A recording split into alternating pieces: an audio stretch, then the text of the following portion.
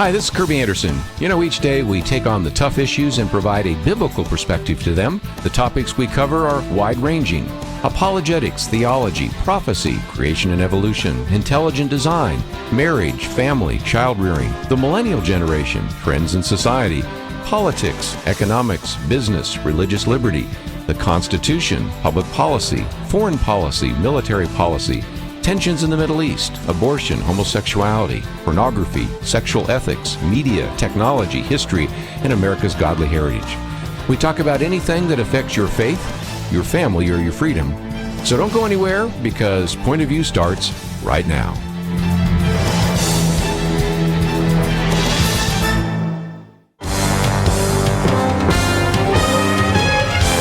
Across America, live.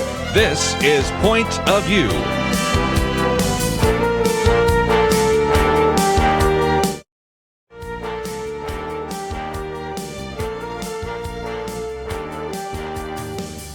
And now, Kerby Anderson.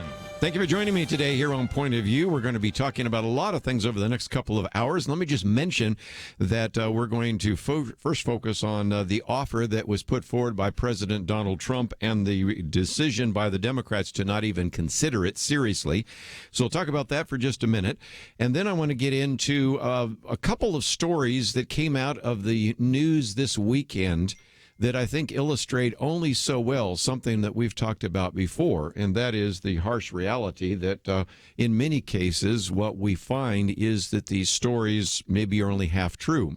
If there is a theme verse that runs through the 3 hours today, it is Proverbs 18, verse 17. If you're not familiar with that, it says, "The one who states his case first seems right, until the other comes and examines him."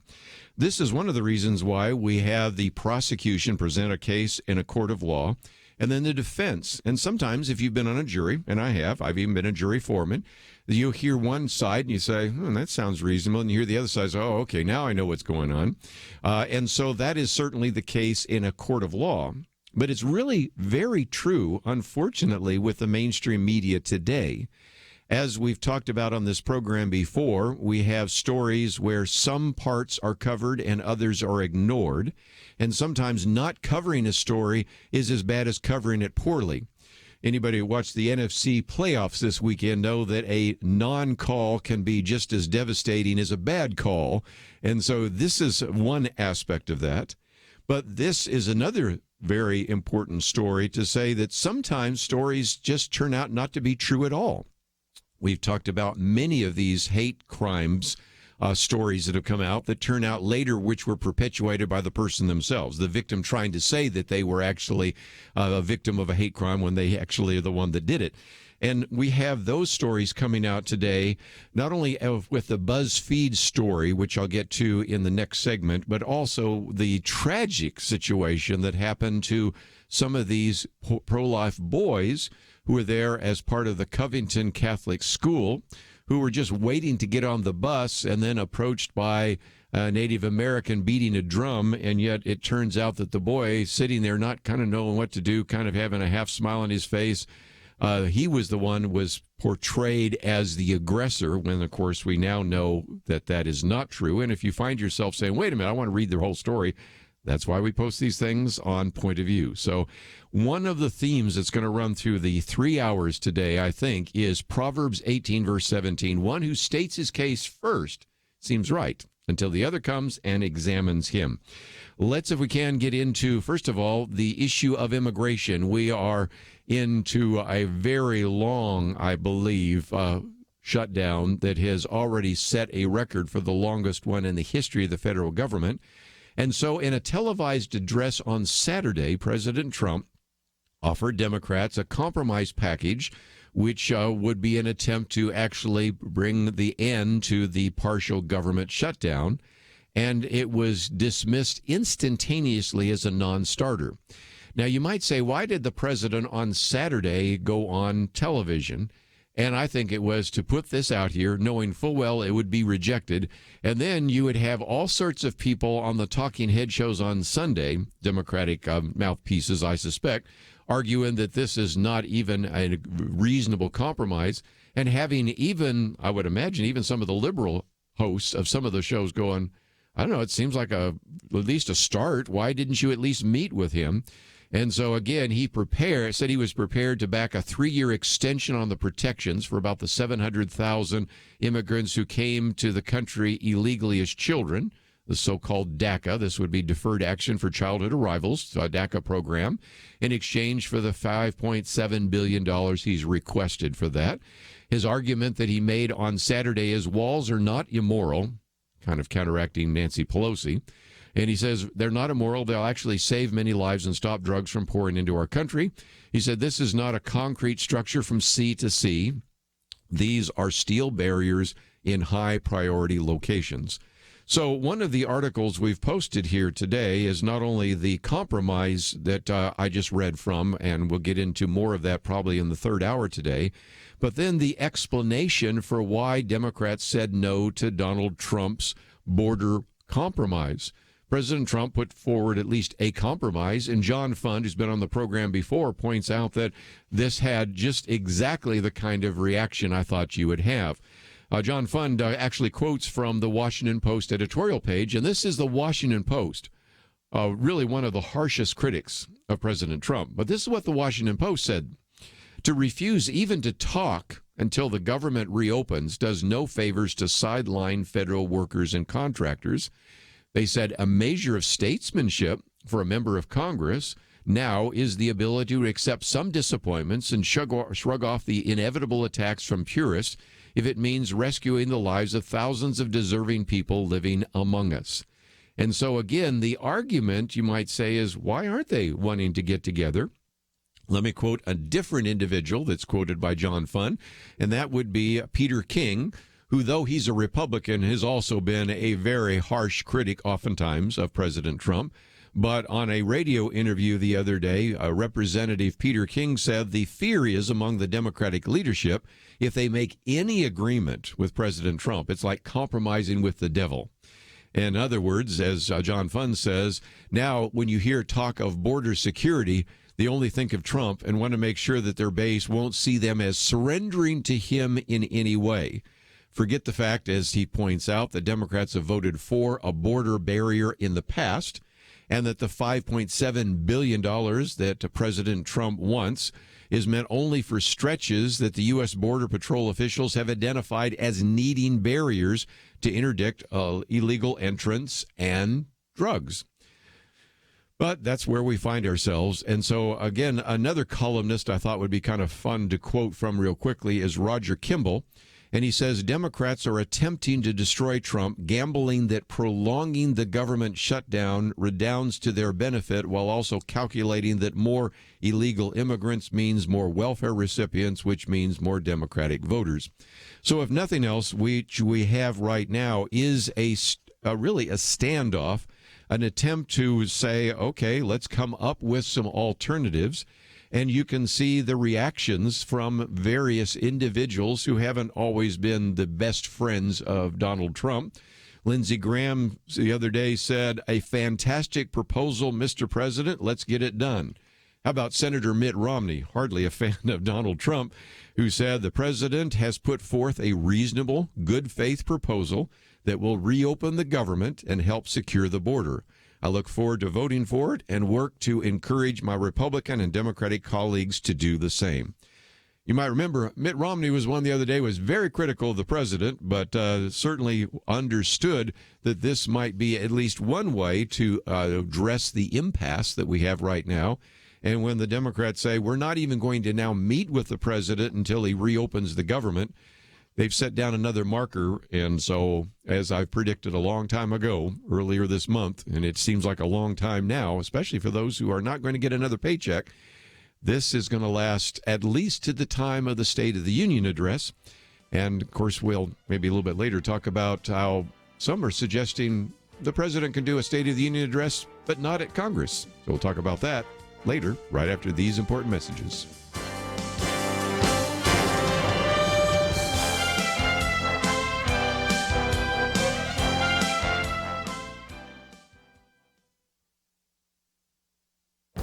This is Viewpoints with Kerby Anderson. On Martin Luther King Jr. Day, let me suggest that you take some time to read his letter from a Birmingham jail. If you're young, I think it will give you a better idea of what the civil rights movement in the 1960s was all about. If you're older, it will remind you of some of the forgotten events and chapters in American history. Dr. King wrote the letter in response to a published statement by 8 clergymen. He wrote it in the margins of the newspaper and later on scraps of paper, and finally on a pad his attorney left for him. He answers his critics about his tactics during the civil rights movement and then makes his case for his nonviolent campaign. To those who call his action untimely, he reminds them of what it is like to be a black person in America that has seen vicious mobs lynch your mothers and fathers at will and drown your sisters and brothers at whim. He also deals with the controversial issue of just laws and unjust laws. He says a just law is a man-made code that squares with the moral law or law of God. An unjust law is a code that is out of harmony with the moral law. Finally, he addresses the responsibility of the church. He notes that the church of the early Christians was not merely a thermometer that recorded the ideas and principles of popular opinion. It was a thermostat that transformed the mores of society. And when they were commanded to do something contrary to the Bible, they said they were called to obey God rather than man. This is a reference to Acts 5:29. As you read his letter, remember that he wrote it when he was 34 years old and in jail. Ask yourself how many people you know, pastors, professors, activists, who could write with such intellect and such passion. This letter by Martin Luther King Jr. is worth reading, and I trust you will consider doing so today. I'm Kerby Anderson, and that's my point of view.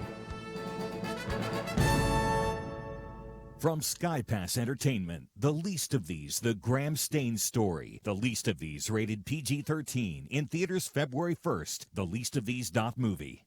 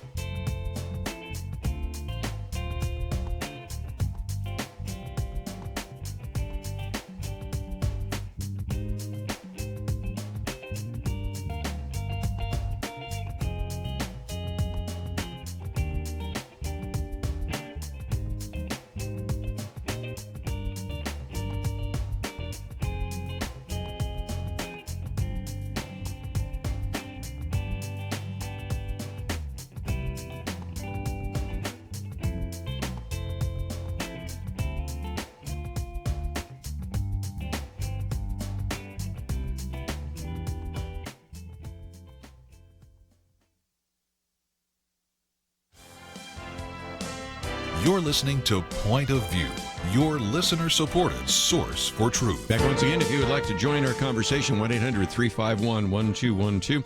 Notice somebody said that they were having a little trouble getting us on the internet, so we'll see if we can solve that problem.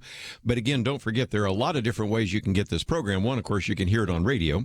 Number two, of course, you can go to pointofview.net, and the stream there is one way to do that. You can both watch or listen to it.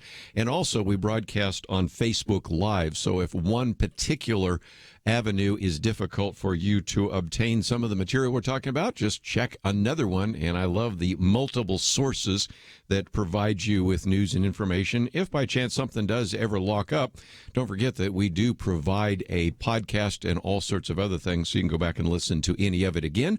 Or if you hear something that you'd like to send on to somebody else, you can hit that share button and say, listen at 1 minute and 12 seconds, this comment, or else send them some of the articles that we have. We do our best to try to educate you as much as we possibly can, and I appreciate those of you listening either on radio or listening online. I said just for a minute, I'm going to come back to that key verse in Proverbs 18, verse 17. After about 3 hours, you'll probably be tired of me quoting it. But that is going to be the verse that really relates to this segment. And then we're going to have Jonathan Saenz on with us. He's the president of Texas Values, and get a little bit of an update on what's going to be happening in the Texas legislature. And then in the next hour, Timothy Jennings will be with us. We'll be talking about his book, The God-Shaped Brain.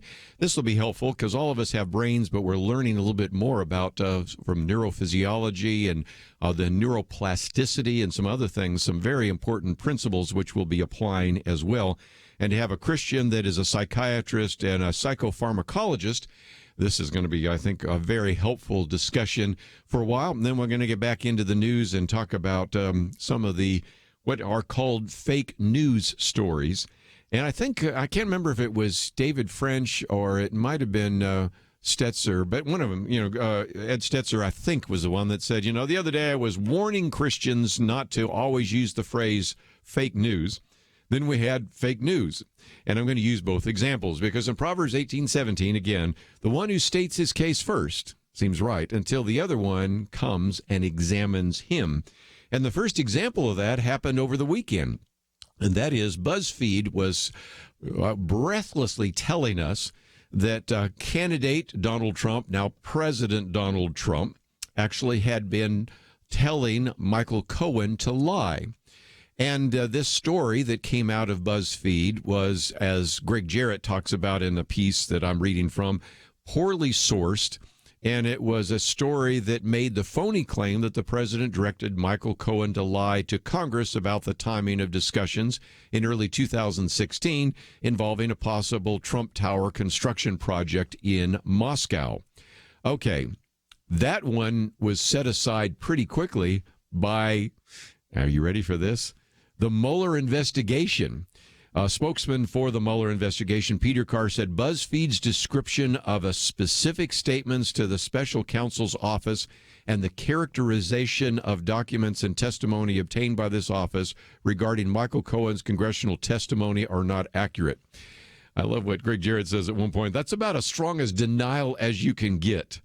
And, of course, this invites the other question, which I won't spend much time on, other than why didn't Michael Cohen and his legal advisor, as would be Lanny Davis, immediately dispute the story when it was published on Thursday night and went viral, of course, Friday, and we didn't spend a lot of time talking about it on Point of View, and I'll come back to why we didn't in just a minute. They surely knew it was false, yet they perpetuated the lie all day Friday by refusing to comment. Let me come back for that just a minute. If I was on a secular talk show, and I'm rarely invited, so it's just, more hypothetical than anything else. But, even when you're talking to your friends, sometimes people will say, well, what do you think about such and such? My reaction oftentimes lately has been, I'm just going to wait till I get more information, because one person states his case until the other person gets a chance to state his case. And then I realize that maybe there's two stories and sometimes the mainstream media only gives you one story and then wants to know how you're going to react to that story. We're going to talk about this in just a minute with the kids, the pro-life kids from that Catholic high school in Kentucky. And so when this came out, I thought, well, let's just give it at least 24 hours or a weekend to find out, how much of that is true. And we found out it was what? False. So no need to comment on a story that turns out to not be true, right? And that's one of the things that so often I try to do here on Point of View. Even when we hear the story of a hate crime, I say, okay, just wait a little bit. Maybe it's a true hate crime, because there are hate crimes. I recognize there are hateful people out there, but I also know that we have had so many of these hate crimes turn out to be fake hate crimes, and so that's the case. Well, on CNN, they kind of debated it after it was pretty obvious that the Mueller investigation said this did not happen. This story is not true. It is not accurate. And so one of the legal analysts there is Jeffrey Toobin. And I love what he actually said. He said, in the midst of this discussion, the larger message that a lot of people are going to take away from this story is that the news media are a bunch of leftist liars who are dying to get the president, and they're willing to lie to do it. Now, again, immediately some of his colleagues said, no. But I thought it was kind of honest just for a second to say, we keep having these stories that aren't true, and everybody runs with them, and everybody comments on them, and they turn out to not be accurate. Which brings me for the next couple of minutes to the story that you perhaps have seen by now. You see this man beating his drum. And by the way, we know who this individual is, Nathan Phillips, who apparently has done this before. And we see this one young man, turns out he's a junior in Kentucky high school, Catholic school. He's got a Make America Great hat on there. And again, it's kind of interesting because there are some really important takeaways. First of all, the media did not cover it accurately. Got that. But then the other part that our friend John Smerek said is, he says, I was shocked by the desperate eagerness with which some prominent conservatives and the pro-life kids' own Catholic school and bishops denounced these teenagers based upon biased media reports. We now know that the story is not that they confronted the person beating the drum, the Indian, but instead he went and confronted them. But again, without waiting for the video, he says, or the student's side of the story, the Catholic high school denounced them, even said that the kids might be expelled from the school. The school then also had bishops from their own school, from their own state, joined in, as he said, on the witch hunt. And then you had all sorts of prominent conservatives, including Rich Lowry of National Review, as well as Robert George, again, a man I respect at Princeton University, and others. And as he says, dozens of other people whose opinions I respect. Some have corrected themselves, even apologized. But again, it just shows you how they were willing to jump on the bandwagon. And if you haven't seen this, we will post the statement by this actual student himself, who said that actually they were standing around waiting for the bus to pick them up. They had been at the pro-life rally the day before, but they're looking around at the Lincoln Memorial and things like that, waiting for their bus, and said that there you had these African-American protesters. We now know a little bit more about them, but I won't go into the details, calling them racists, bigots, white crackers, words I can't use on the air, incest kids, a variety of other things. They were being taunted. And then the protester, everyone has seen in the video, he said, playing his drum, waded into the crowd. They parted for him. I did not see anyone trying to block his path. He locked eyes with me and approached me, coming within inches of my face. He played his drum the entire time. He said, I never interacted with the protester. I did not speak to him. I did not make any hand gestures or other aggressive moves. To be honest, I was startled and confused as to why he was approaching me. We had already been yelled at by another group of protesters. And he said he believed that his best thing to do was to remain motionless and calm. I was trying to diffuse the situation. I realized everyone had cameras and that perhaps a group of adults were trying to provoke a group of teenagers into a larger conflict. I had a silent prayer. And at one point he even said I smiled just to see if I could, show that I was not upset with him or anything like that. And yet, of course, then the rest of the story. He says, I harbor no ill will for this person. I respect this person's right to protest. I have been called every name in the book, including a racist, and I will not stand for this mob-like character assassination of my family's name. My parents were not in the trip, and I strive to represent my family in a respectful way in all public settings. I've received physical and death threats via social media, as well as hateful insults. One person threatened to harm me at school, and one person claims to live in my neighborhood. My parents are receiving death threats and professional threats because the social media mob has formed over this issue. This young man, I don't think, did anything wrong, and he was vilified by the press. Now, to give credit where credit is due, this particular statement by this student was posted at CNN, but this is a great example of people who just jump on a story because they hear the first case until they hear the other side and realize maybe they were wrong. We'll take a break, come back with more right after this. There is no more dangerous time than when things are going well. Remember Elijah on Mount Carmel? Fire came down. There was no doubt who was God, but what happened next? He went from amazing faith to a time of great fear and depression. Many Christians have been very thankful a certain Democratic candidate for president was not the one to nominate two replacements for the Supreme Court. But as with Elijah, times of great victory are also times of great danger. Moments like this are not the time to take it easy. This is not the time to let our guard down. This is a time to double down on our work in the community, to serve and pray and plan and invest in a better future. This is the time to join Point of View's Truth Team 360 to make sure today's promising gains are not lost tomorrow. Show your commitment to our future by visiting pointofview.net/team or call 800-347-5151. Ask to join the Truth Team.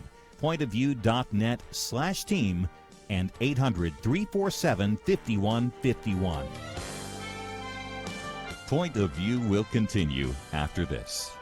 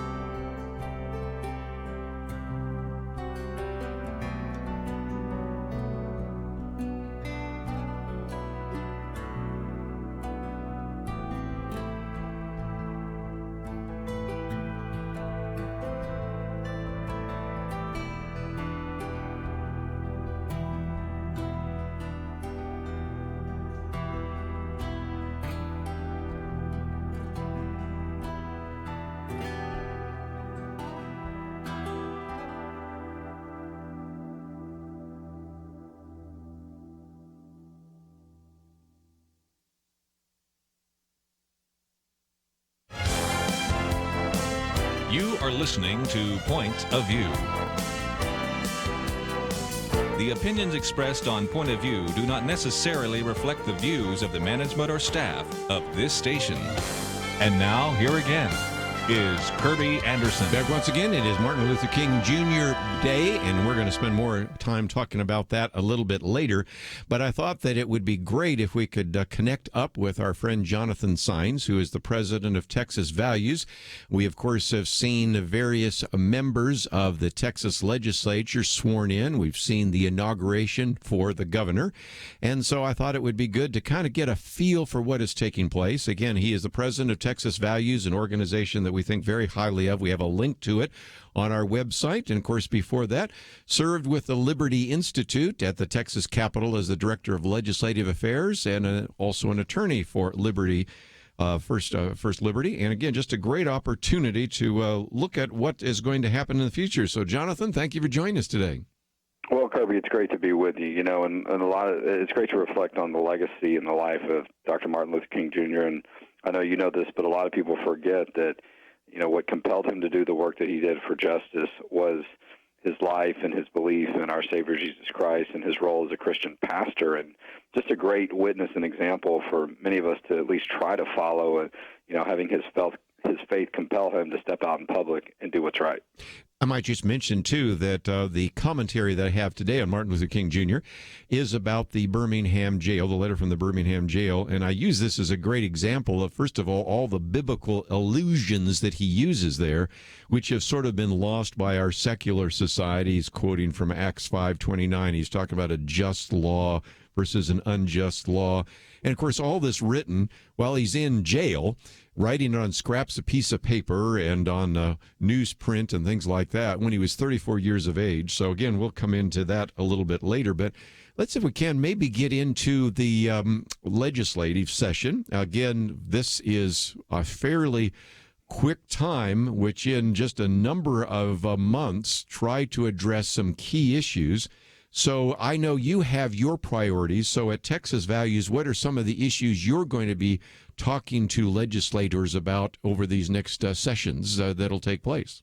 Well, and it's relevant for people of faith and Christian pastors, people like Dr. Martin Luther King Jr., because here we are decades after his time and where his work got so much attention and had success, and we still see people of faith that are really coming under attack, and, it's transformed now into issues related to views on marriage, on sexuality, on the issue of life. And so, we see pastors that were threatened with a subpoena. Maybe they would have gone to jail in the city of Houston. Right. We see an ordinance here in Austin that targets people of faith, or could certainly be used that way, where you have pastors that have filed a lawsuit against the city of Austin, And so what you see is this growing concern that people are using government to punish people of faith because of their beliefs on marriage, on sexuality, on innocent human life. And so, that's a big part of what we're going to be doing this session, is being on the lookout for those things and really find a way to make it clear that we need to have policies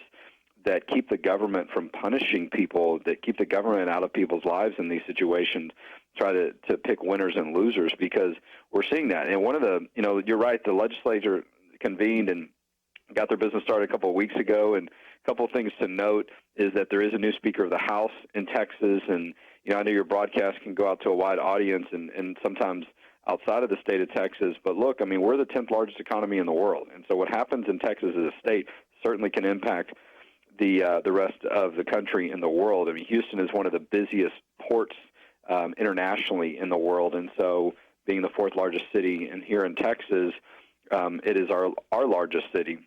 And so there's a lot of reason for people outside of the state of Texas to be concerned about what's happening.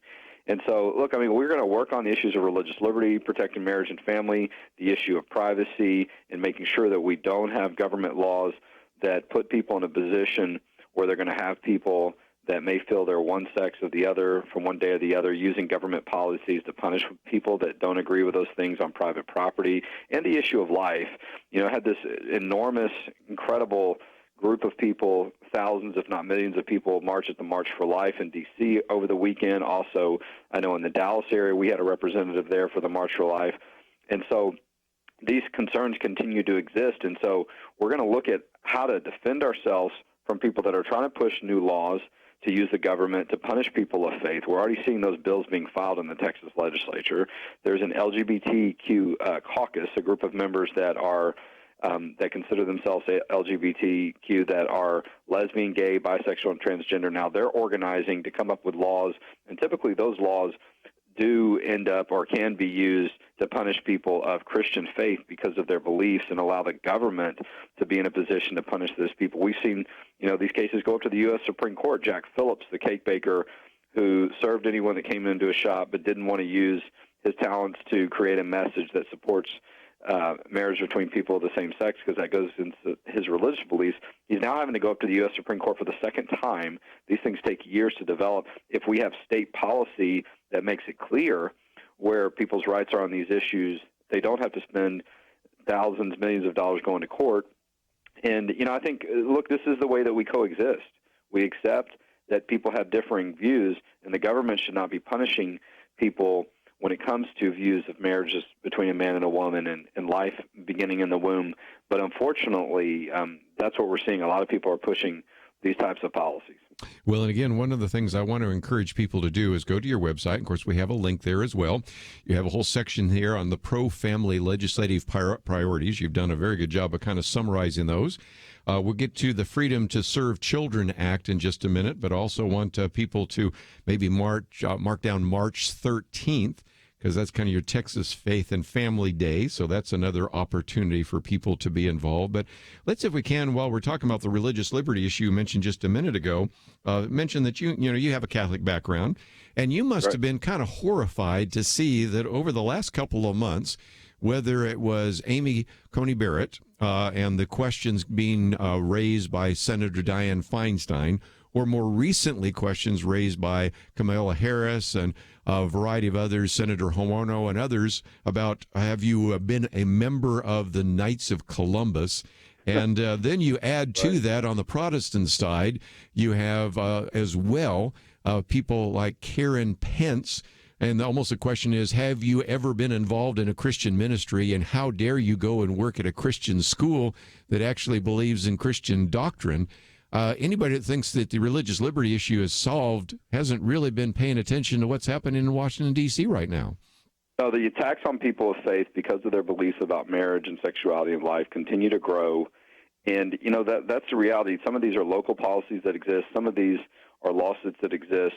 But, there are people that think that the religious liberty that's guaranteed in the First Amendment, or that's guaranteed in some state laws that we passed 15 or 20 years ago, they don't apply to these current issues. We saw the ACLU withdraw their support from the Religious Freedom Restoration Act a few years ago after the marriage decision because, and they stated it very clearly, their concern was that people of faith were going to start saying, hey, the government can't punish me because of my views on marriage because that's a religious belief. Well, it is, and there's no reason why precedent that relates to religious freedom, whether it's the words of the First Amendment or court cases that have come after that, there's no reason why people should not be able to also say that protects them when it comes to these new issues, if you will, regarding marriage and sexuality and issues of life. But that's what some people want to do, and so that's why we've got to be in a position of having very specific laws that are clear, that create limitations of how the government can restrict your First Amendment rights. And to your point regarding the Knights of Columbus and some of those other issues,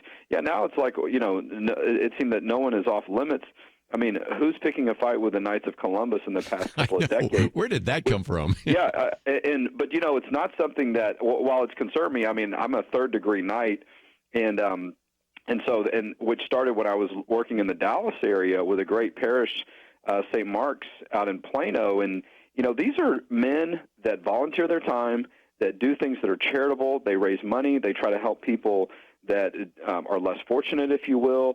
They're tremendously patriotic. Many of these people have served our country in the military. And here you have federal judges being called into question because they have a membership in this charitable, nonprofit, private entity that is a Catholic organization. It's probably one of the largest fraternal service organizations in the country, if not the world.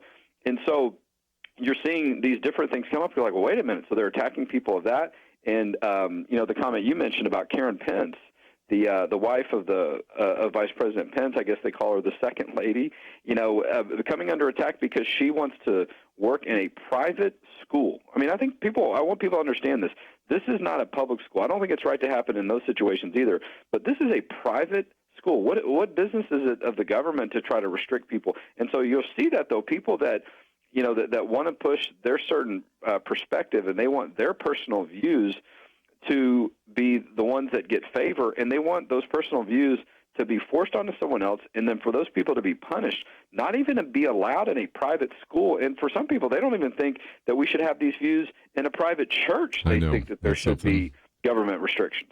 Let's take a break, and when we come back, we'll get into a little bit more of that. I used to be told that, well, you're allowed to have your views in private, but you can't have them in public. Now you can't even have them in private. But I also want to talk about the Freedom to Serve Children Act that was passed, and talk about how that's another issue you need to know about that's covered at texasvalues.org. We'll be right back.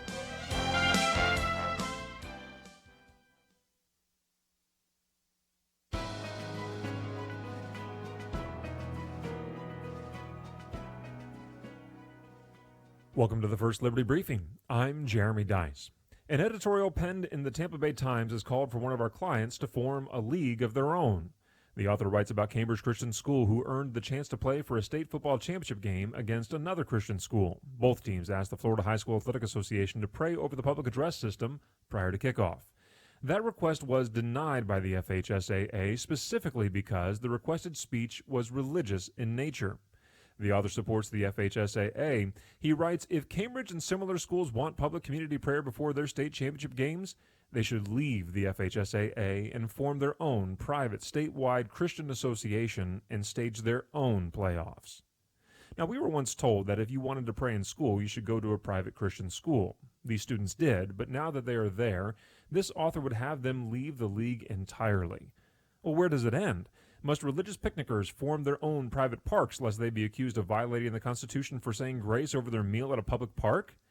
It was the FHSAA that engaged in religious discrimination against Cambridge Christian School. It would be an even greater offense to the Constitution's protection of religious liberty to force these students further from public participation. To learn how First Liberty is protecting religious liberty for all Americans, visit firstliberty.org. You can learn how to protect religious freedom in the workplace, public schools, your church, the military, and more by downloading First Liberty's free Religious Liberty Protection Kits at firstliberty.org. That's firstliberty.org. If you want hope for religious freedom, go to firstliberty.org.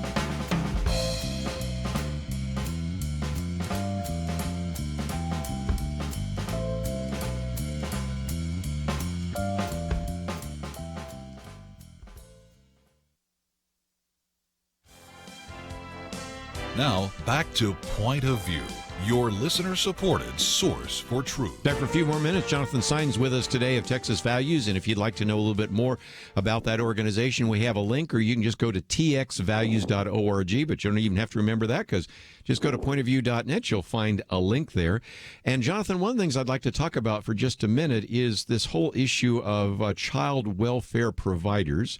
And one of the posts that you have on your website is about the Freedom to Serve Children Act, which was passed by the legislature, signed by the governor. But talk about this for just a minute, because I've talked about this on the program occasionally, I think once with you, but oftentimes with other legislators, Texas legislators, that have said, we've had a problem here in the state of Texas. Explain that, if you might. Absolutely, and people can learn more at txvalues.org/free to serve. The Freedom to Serve Children Act was a law, House Bill 3859, that was passed in 2017. It's a Texas law signed by Governor Abbott, bipartisan support. So what we've known for a while is that faith-based child welfare providers in Texas were seeking threats of punishment for their sincerely held religious beliefs, including beliefs that life begins at conception, that marriage between one man and one woman.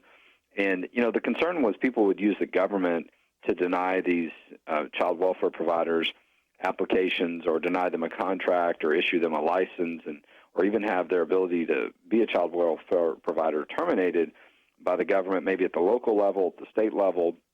And so we've seen those efforts because 25% of the the child welfare providers in Texas are faith-based. Many of them are Christian that have been around for a long time. Like Buckner has been, Catholic and Buckner. Some of those Catholic charities. They've been around almost as long as the state's been around. But go ahead. Yeah. Absolutely, and if they don't exist, the state cannot fully do their job of providing homes and services to needy children. And so the state really relies on them. It depends on them. And at times the state's even encouraged and reached out to more faith-based entities to get involved in this part of the process. And so they exist separate from the government. But in order for the government to do their job, they've reached out to these faith-based providers to help provide homes for children. And so, but if they're facing lawsuits because of their religious beliefs, we've seen it happen in other parts of the country where these faith-based providers have just decided to not do adoption and foster care anymore because their work and their ability and expertise is not going to court facing lawsuits and fighting them. And so we passed a law on this in 2017, but a big reason is because you have people that have the viewpoint and have a personal view or lifestyle of supporting same-sex marriage, of supporting sexuality and however they're going to define it and term it, or believing that it's okay to kill a child and take the life of a child in the womb. And so they want the government to shut out people that don't believe that same way. They don't want, even though that's not the focus of what those groups do, for many of them, that is a fundamental biblical belief they have because they're Christians. And so we don't think it's right for them to be forced out of the process and shut out of helping children, but that has been the reality. And more and more we've seen that hit other areas. And so thankfully we have a law in place now that was signed into law in 2017, but that was because people came to the Capitol and got involved and contacted their elected officials on these important issues. Let's see if we can talk about how people can get involved. Again, I mentioned that you're going to have that special day in March, but right now there are some ways people can find out a little bit more. You have an update that people can sign up to receive. As people go to txvalues.org, they're going to find all sorts of resources there as well. And it does seem to me that now is the time for some of our listeners, at least in the state of Texas, to get involved because it's almost a pandemonium at the end of the session. But right now, you can kind of get the attention of your elected officials, and you can kind of begin to set some priorities that are going to be really important when it gets to be crunch time in April and May, right? That's right. As much as I love the North Texas area and Houston where I grew up, the best place for our organization to office is 2 blocks from the Capitol, and that's where our office is here in Austin. And so we're at the Capitol every day during the legislative session. We're interacting with staff and elected officials. We're educating people that are part of the administrative process, the governor's office, lieutenant governor's office, the attorney general's office, House and Senate members. And so we're really on top of what's happening on a daily and an hourly and a minute-by-minute basis because things can change quickly. And you're right, one of the best ways to do that is come to our Faith and Family Day on March 13th. It's a free event, but we're going to have things set out all day, starting in the morning, going into the afternoon, where you can come to the Capitol. We'll match you up with who your Texas House and Texas Senate member are. We'll tell you some of the most important issues on religious liberty, marriage and family, and also life. And we'll send you off to meet with an elected official, but give you some training about how to do that, how to talk about the issues, because that's how you have an impact. And people can call and send emails from their home. That's incredibly important. And so, but it's also a value if people come to the Capitol and actually engage in person. And so that's what we're hoping people do. Maybe you can't come on March 13th. Maybe you want to come on another day. We have a conference room, a staging area where people can come on any day, and we'll help them get more connected. And again, it's process. And it's a Wednesday, so March 13th. First of all, here's a couple of things. If you're listening right now and you homeschool your kids, I mean, this is a no-brainer. They're going to learn more about government that day than anything else. But even if your kids are in the public schools, I wouldn't advocate this too often, but this might be worth a trip there as well. And even if you don't take your kids, you need to get involved, because this is just a way for you to make your presence known. And you would admit, Jonathan, I'm sure, that the days of writing your legislator, especially in the state capitol, are pretty much over. So if, 5 or 6 people just show up at an office of somebody in the Texas House, Texas Senate, they're really kind of paying attention. If 30 people show up, they're at like DEFCON 2 or something like that, because they're not used to that kind of response. So this is where, by getting involved, you can have a disproportionate influence in the legislature, can't you? Oh, absolutely. And there are groups at the Capitol every day. I see, to your point, too, I see public school students here all the time. And so, certainly it is a worthwhile endeavor where, wherever kids receive their education, to come down to the Capitol for just one day. And what's great about it, too, is we have a team of 9 people here that we're prepared to help get people educated, to informed, and to do what they need to do at the Capitol. We had a group here from Laredo about a week ago, and they showed up, honestly, with about 24 hours notice. But we were happy that they came, and they came by our office. We gave them some information. We matched them up with their House and Senate members, and they went and scheduled a meeting and went over to the offices of the Capitol. And so, I mean, look, there's a phrase at the Capitol that says government belongs to those who show up.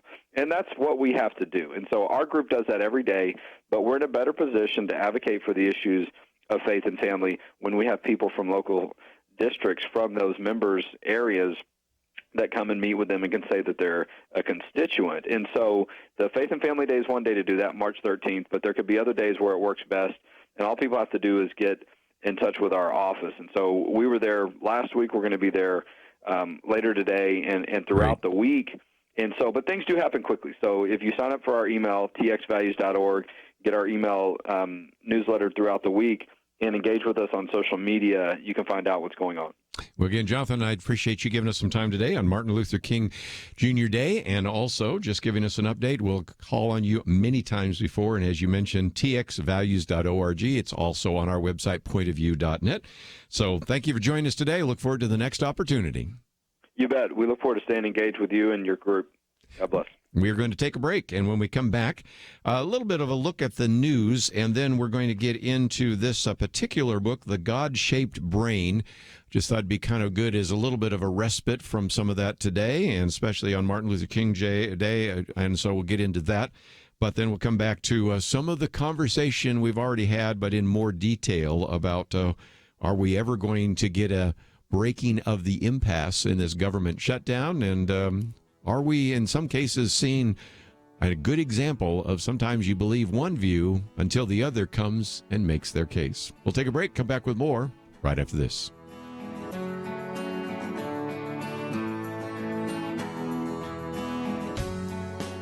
The leader looked around the table, motioning to the older men. He said, "You're here to remind us how faithful God has been in the past. Now, you middle-aged guys, you keep us focused on what God is doing right now. Make sure we don't stop. And you younger guys, keep us looking forward. Imagine what God wants us to be doing in the years to come." There's a lot of wisdom there. We have to be thankful for the past, focused on the present, and mindful to plan for a great future. Many listeners have made bold moves to partner with Point of View Radio and accomplish great things for more than 45 years. But as we look around, we do see many positive things, and I think we can all admit there's a lot more to be done. It's time to think about your next bold move, what you can do to invest for our nation's future. Be thinking about that. If you have an answer now, don't wait. Make your next bold move now. Give online at pointofview.net or call 800-347-5151. It's our future. The time is now. Pointofview.net and 1-800-347-5151. Point of View will continue after this.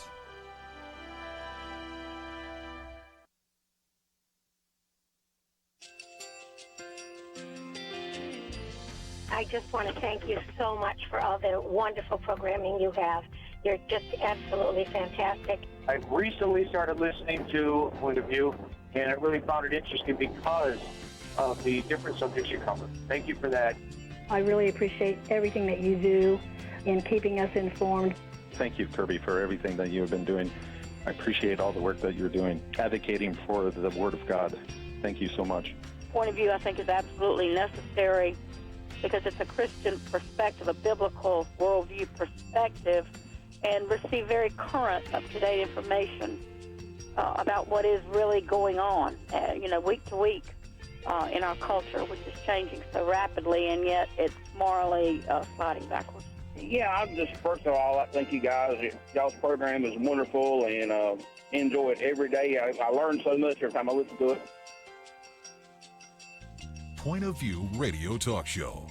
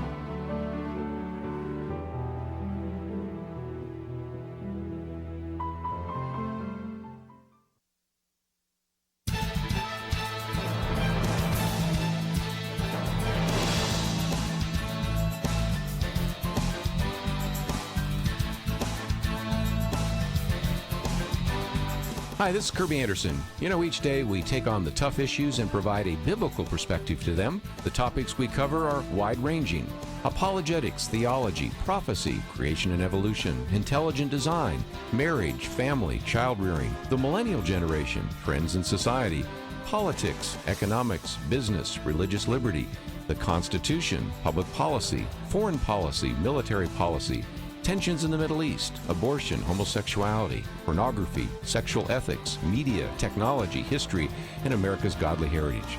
We talk about anything that affects your faith, your family, or your freedom. So don't go anywhere, because Point of View starts right now.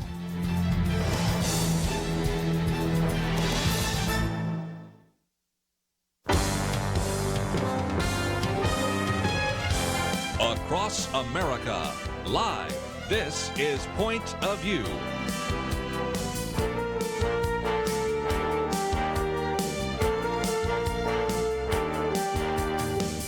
And now, Kerby Anderson. Thank you for joining me today. It is Martin Luther King Jr. birthday, or certainly the day, and we're going to be talking about that a little bit later. My commentary today is something I think will be of interest to you, in which I'm really encouraging you to consider whether or not you might want to sit down and read his letter from a Birmingham jail. So we'll get into that a little bit later in the next hour. And we're going to, in just a minute, talk about the God-shaped brain. I think this is going to really be helpful to many of us, really understanding what happens in the battle for the mind and what is happening in our brains. So we're going to be talking about that with Dr. Timothy Jennings in just a minute. But let me kind of give you an overview where we stand right at the moment about another issue, and that is we have the longest shutdown in the history of the federal government. And on Saturday, President Trump actually had a televised address in which he offered a compromise package on immigration, which would actually have a 3-year extension of protections for the so-called DACA students, the 700,000 immigrants who came to the country illegally as children and were shielded from deportation under the Obama-era Deferred Action for Childhood Arrivals. He made the case that walls are not immoral. We can save lives and stop drugs. We're not talking about a concrete structure, he says, from sea to shining sea, but instead one that would be steel barriers in locations really identified by those individuals that are actually trying to defend the border. And so that first article, which we'll get to a little bit more later in the next hour, is available.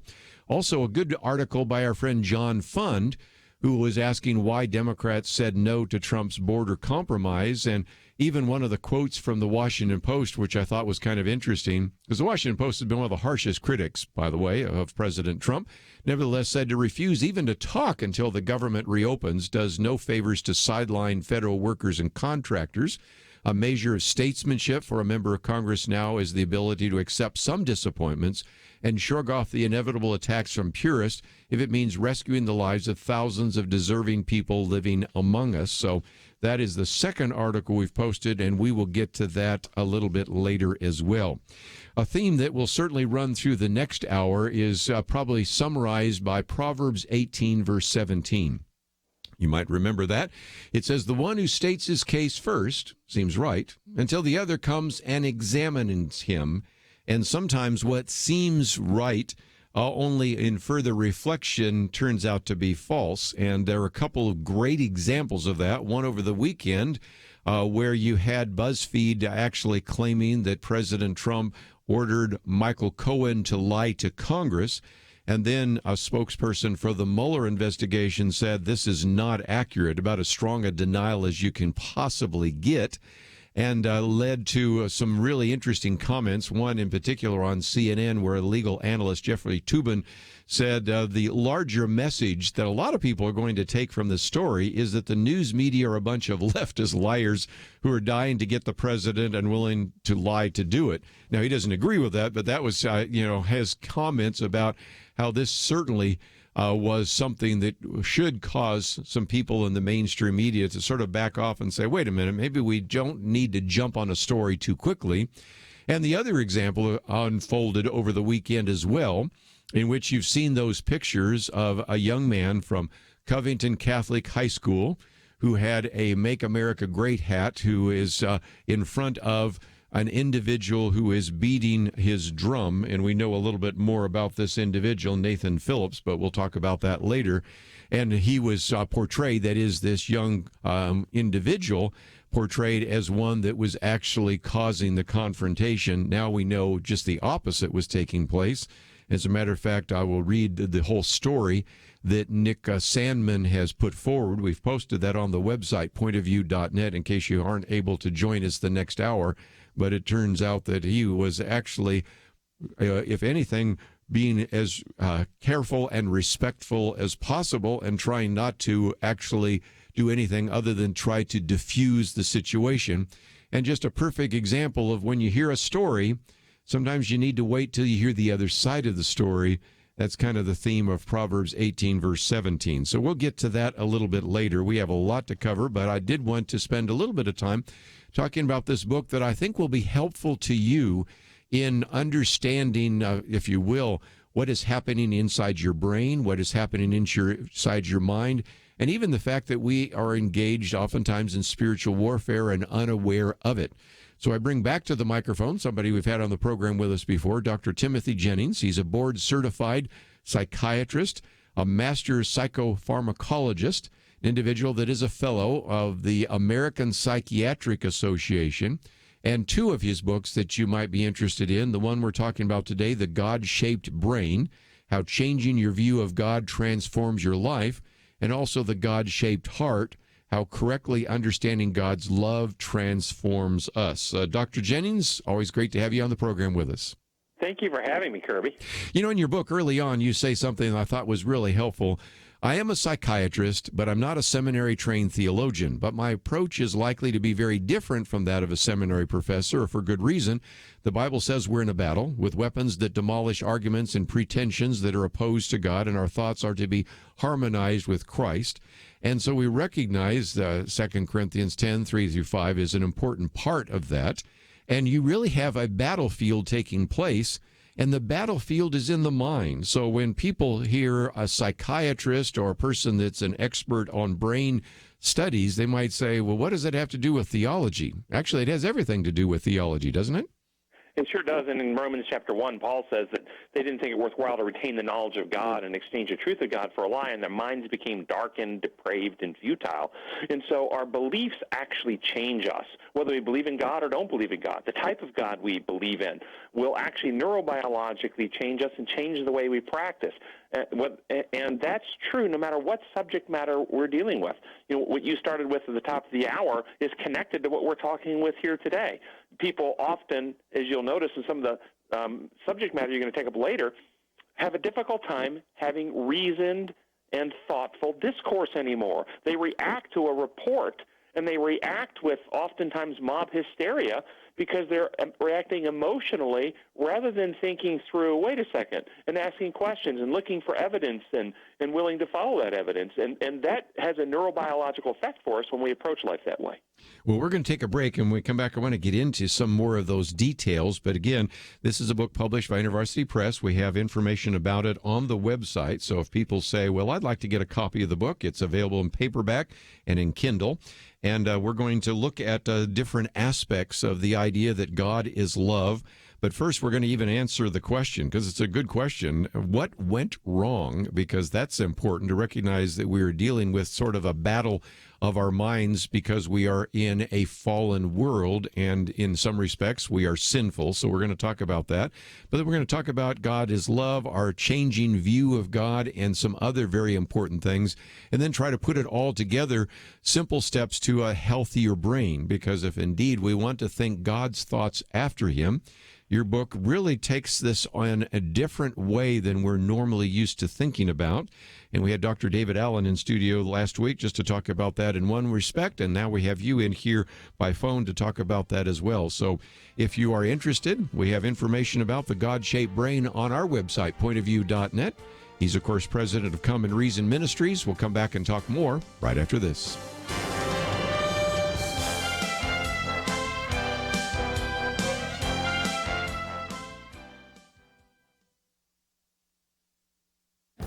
This is Viewpoints with Kerby Anderson. On Martin Luther King Jr. Day, let me suggest that you take some time to read his letter from a Birmingham jail. If you're young, I think it will give you a better idea of what the civil rights movement in the 1960s was all about. If you're older, it will remind you of some of the forgotten events and chapters in American history. Dr. King wrote the letter in response to a published statement by 8 clergymen. He wrote it in the margins of the newspaper and later on scraps of paper and finally on a pad his attorney left for him. He answers his critics about his tactics during the civil rights movement and then makes his case for his nonviolent campaign. To those who call his action untimely, he reminds them of what it is like to be a black person in America that has seen vicious mobs lynch your mothers and fathers at will and drown your sisters and brothers at whim. He also deals with the controversial issue of just laws and unjust laws. He says a just law is a man-made code that squares with the moral law or law of God. An unjust law is a code that is out of harmony with the moral law. Finally, he addresses the responsibility of the church. He notes that the church of the early Christians was not merely a thermometer that recorded the ideas and principles of popular opinion. It was a thermostat that transformed the mores of society. And when they were commanded to do something contrary to the Bible, they said they were called to obey God rather than man. This is a reference to Acts 5:29. As you read his letter, remember that he wrote it when he was 34 years old and in jail. Ask yourself how many people you know, pastors, professors, activists, who could write with such intellect and such passion. This letter by Martin Luther King Jr. is worth reading, and I trust you will consider doing so today. I'm Kerby Anderson, and that's my point of view. From SkyPass Entertainment, The Least of These, The Graham Staines Story. The Least of These, rated PG-13, in theaters February 1st. TheLeastOfThese.movie.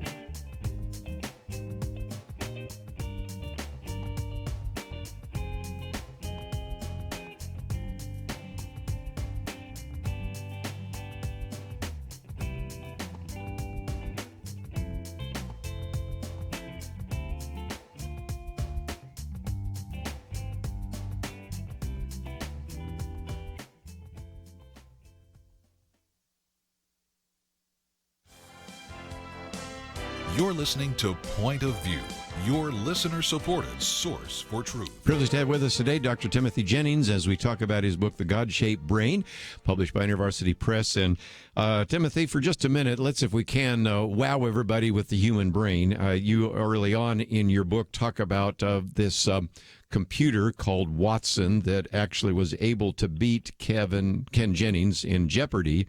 But it really was because it was able to push the button faster, because even this huge computer with massive IBM computing power actually pales in comparison to our human brains. And so for just a minute, talk about just the incredible brains that we walk around with.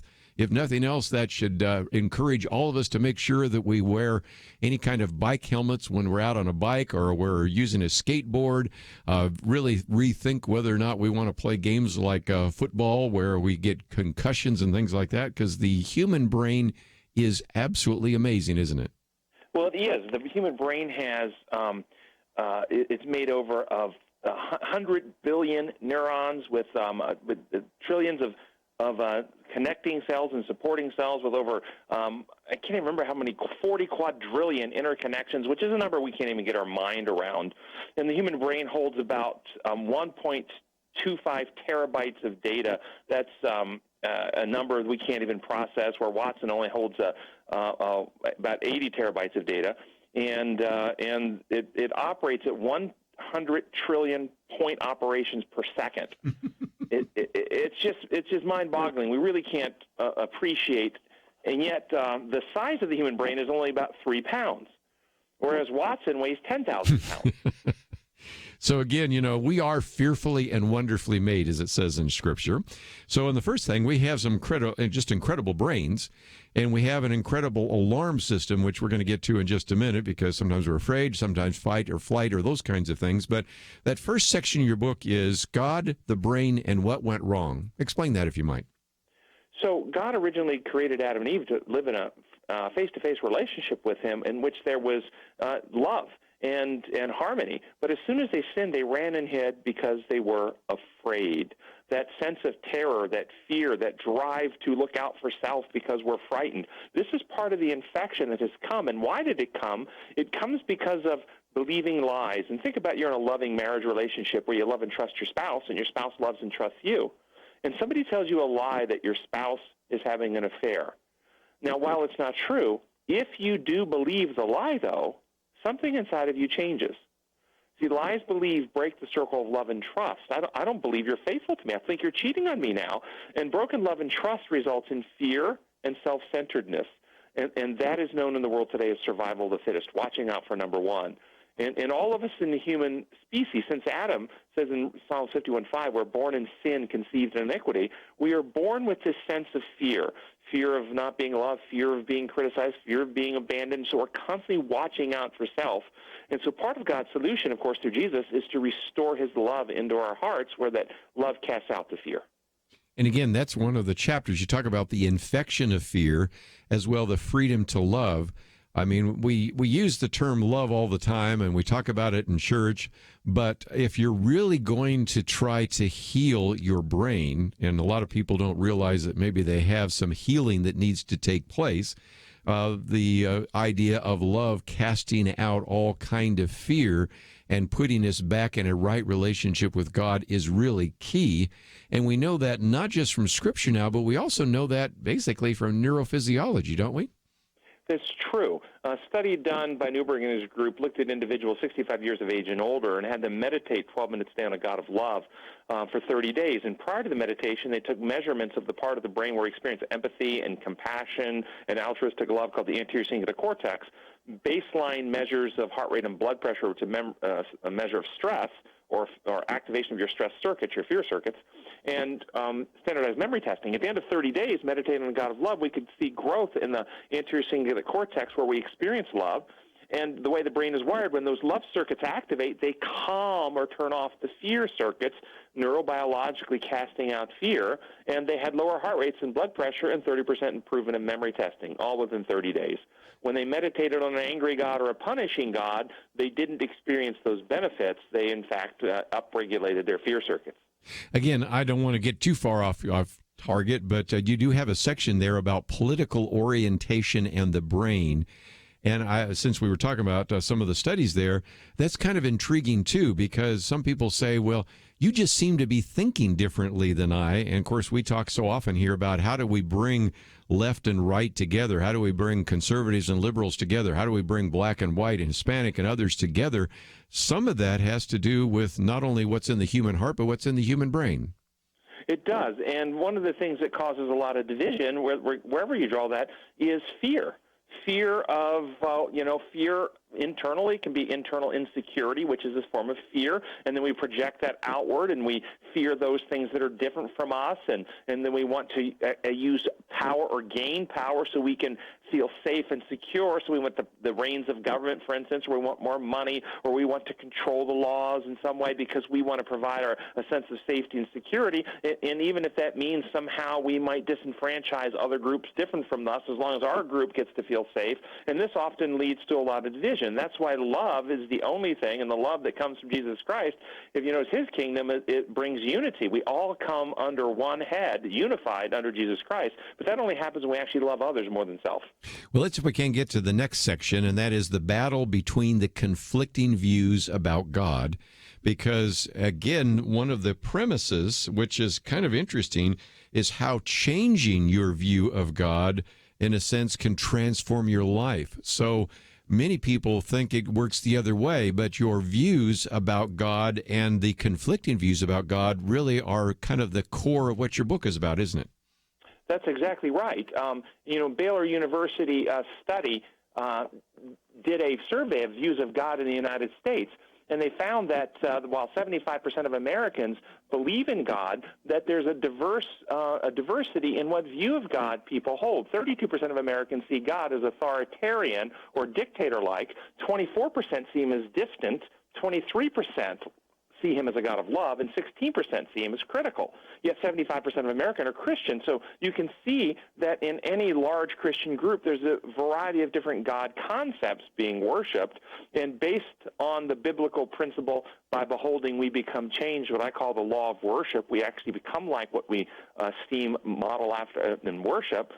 The God you hold changes you. If you hold an authoritarian God concept, you become more authoritarian. You worship a God of love like Jesus, you become more benevolent and compassionate and concerned for others. Let's, if we can, talk about what you call the battle in the converted brain. Because when we accept Jesus Christ as our Savior and Lord, we become new creatures, according to 2 Corinthians 5:17. But it changes not only us, but our brains as well, doesn't it? It does. And so the unconverted person, I say converted or unconverted, we're told that we have these feelings that lead us into temptation, James chapter 1. But the unconverted person validates that. They justify that. I have a right to take if I am stronger than you. And you'll see these arguments through the landscape of society, but the converted person actually will have temptation, but they don't want to act in selfish ways. They don't want to exploit others. And if they ever do slip up, they're grieved in their heart, and they repent, and they seek victory over those temptations or longings that come out of fear and insecurity. So again, part of that is the conversion mechanism. And when we come back from the break, I want to talk a little bit more about this kind of battle that takes place between the conflicting views about God, and then getting into putting it all together, how we can embrace the goodness of God and some of that. And this is, again, just a little different kind of look. We certainly have talked about some of this in a theological way, but I thought it would be helpful for you to recognize that this is a way to really reevaluate what is going on in your brain and what is going on in your heart and mind. So again, we're going to be talking about the God-shaped brain. I did mention the other book, The God-Shaped Heart, how correctly understanding God's love transforms us. And as you go to the website as well for Common Reason Ministries, you also see the new kind of booklet that is available, The Aging Brain. And some of you might be saying, okay, my brain isn't working the way it was, or I've seen people with dementia. There are ways to begin to counteract that. So we'll get some comments about that as well. Just a fascinating book, and it's published by InterVarsity Press. You might be able to find it in your local bookstore, but we have information about it on our website, pointofview.net. Let me just mention, as you go to our website, first of all, of course, my Viewpoints commentary today on Martin Luther King Jr. Also, we've been encouraging you to also join with us to fight religious persecution. If you click on that button that says Take Action, we the other day identified with our friends from Open Doors the various countries where Christians are being persecuted, and why are we sending money, foreign aid, to countries that persecute Christians? So if you think maybe that's a question we need to be asking of the president and members of Congress, we ask you to join with us and just sign up, and we'll give you a lot more information about that, and also have you be one of those voices really raising a very good question about that as well. All available at our website, pointofview.net. We'll take a break. Continue our conversation with Timothy Jennings right after this. From SkyPass Entertainment comes The Least of These, the Graham Stain story. When speculation mounts that a local missionary is converting locals to Christianity in India, a journalist must choose between his own ambition and the truth. We can't make any mistakes. They have this law for a reason. I know. We must pray. Based on the true story. The Least of These, the Graham Stain story. Rated PG-13. May be inappropriate for children under 13. In theaters February 1st. More information is available at theleastofthese.movie. Jesus said you could find a person's heart by where they invest their money. We at Point of View could not be more thankful that so many demonstrate a love for truth and for this nation by investing in our common mission. Of course, the reality is our team, our truth team, is a small percentage of those who listen. And right now, as they say in sports, we could use a deeper bench. For those who have given, thank you. And if you haven't made that step yet, take one now. Go to pointofview.net/team or call 800-347-5151. Show your heart for our future. Pointofview.net/team and 800-347-5151. Point of View will continue after this.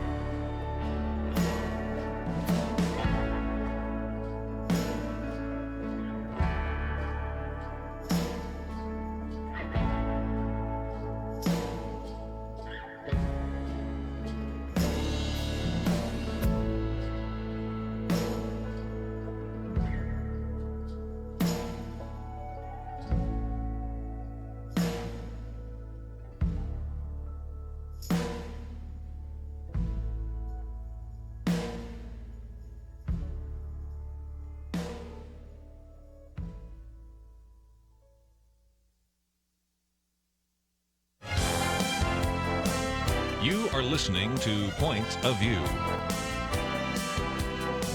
The opinions expressed on Point of View do not necessarily reflect the views of the management or staff of this station.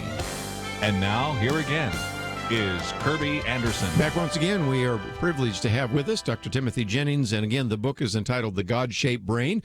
Also, there is The God-Shaped Heart and The Aging Brain. And for just a minute, before we get back to the book, let's, if we can, Dr. Jennings, talk a little bit about what is available at your website, Come and Reason Ministries, because I mentioned The Aging Brain, and that's just another book that people might be interested in because they are wondering about dementia or Alzheimer's or other kinds of things. There are some things we can do to make sure that our brains function appropriately, aren't there? Yes, and I've since I wrote that book, I discovered that many people have a myth that they think that if you live long enough, dementia is inevitable and normal part of aging. It's not. Dementia is pathological aging, and it happens after many years of living lifestyles that accelerate oxidative stress and inflammatory cascades in our body. And so if we make healthy life decisions along the way, we can actually avoid getting the late onset Alzheimer's dementia. And that's what really the science is now showing us. And so the book really goes through that evidence and goes through some simple choices people can make in life to prevent that from happening. Well, again, all of that available at our website, and you can find out more about some of those books. But we've been talking about, and I think we'll still focus on this kind of the battle between conflicting views of God. And for a section, I'd love to maybe talk a little bit more about our view of God, our view of truth, and our view of sin. And you have a chapter that talks about changing our view of God. Some of our listeners may think of God as a disciplinarian because their earthly father was that way. They think their heavenly father is that way. Others might be dealing with legalism or guilt or shame or those kinds of things. Talk us through how we need to begin to have a biblical view of who God is and how that helps our brains. That's a great question, Kerby. The core, the real root that I try to help people step back and ask the question before they even start interpreting the Bible is to say, do you see God as creator? Creator, the builder of space, time, energy. He builds reality. And when you understand him as builder of reality, then his laws are the laws upon which reality are built. Law of gravity, laws of physics, laws of health, and the moral laws. These are the laws upon which he constructed health and happiness to operate. Human beings, we can't make reality. We can't build reality, so we make up rules, and then we threaten to punish people who break our rules. I call that imposed or imperial law. One of the problems when we see God operating no different than a sinful human being, we begin alleging, well, God makes up rules. And then God keeps track of your breaking of his rules, and then God uses his power to kill or punish or torture you for breaking his rules, and suddenly God is the source of pain that we need to be protected from, rather than the biblical model that, hey, when we sin, we're out of harmony with how God built life, and thus the wages of sin is death, or sin when full grown brings forth death, or those who sow to the carnal nature from that nature reap destruction. And God, through Christ, is working to save us, to heal us and restore us. And so coming back to that question, do you see him as creator and his laws, design laws, or do you see him as a dictator, somebody who's just seeking to punish you for breaking his rules? Wow. You know, one of the chapters you deal with the power of truth, and it's not just believing it, but applying it. And so talk about that too, because we have to have a proper and biblical view about God, but we also really need to embrace this idea of truth. And in a time when truth has been devalued and we say, well, you have your truth and I have my truth, and truth is relative, it's personal, there's really no true truth, we obviously have to come back to a biblical view of truth too, don't we? There are absolute truths. Okay, and that word can mean many things to many people, but that doesn't mean there aren't some absolute truths. We might call those principles. You might call those testable laws, the laws of health, the laws of physics. And there's a truism that I teach my patients, that you can never avoid the truth. You can only delay the day you deal with it.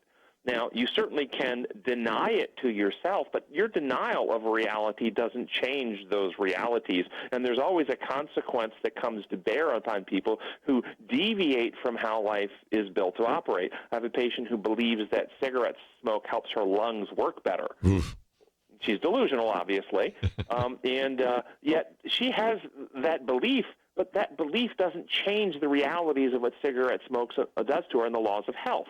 Well, replace that with many things that people are told today about healthy living, about principles or values in society.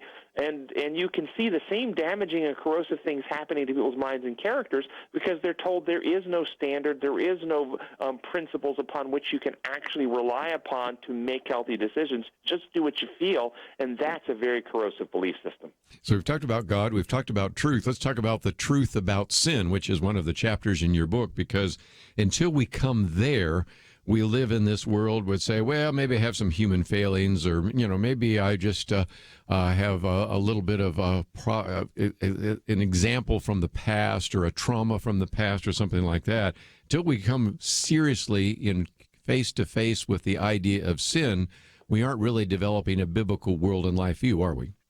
No, I don't think we are. And one of the ways sin has historically been defined is doing bad stuff.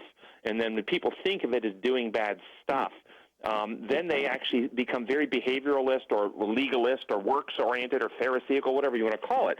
But Jesus said, trying to move their mindsets away from behavior to their condition of heart. He said, you say if you commit adultery, bad behavior, you commit sin. I say if you lust in your heart. You say if you commit murder, bad behavior, you commit sin. I say if you hate in your heart.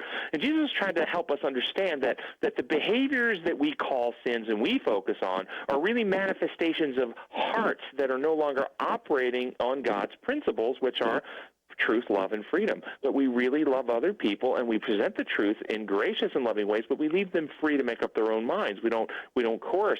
And biblical principles, that's how Jesus lived his life. And that's the real problem, that we have hearts that are driven by fear and selfishness, such that we will lie and cheat and steal and hurt others to get our way. Wow.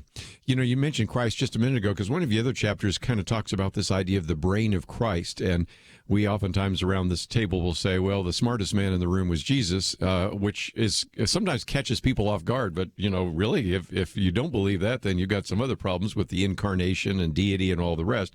If you want to understand what a brain works like and should work like, you go either back to Adam and Eve in the garden, or I think we come to Jesus Christ as our model. Speak to that, if you might.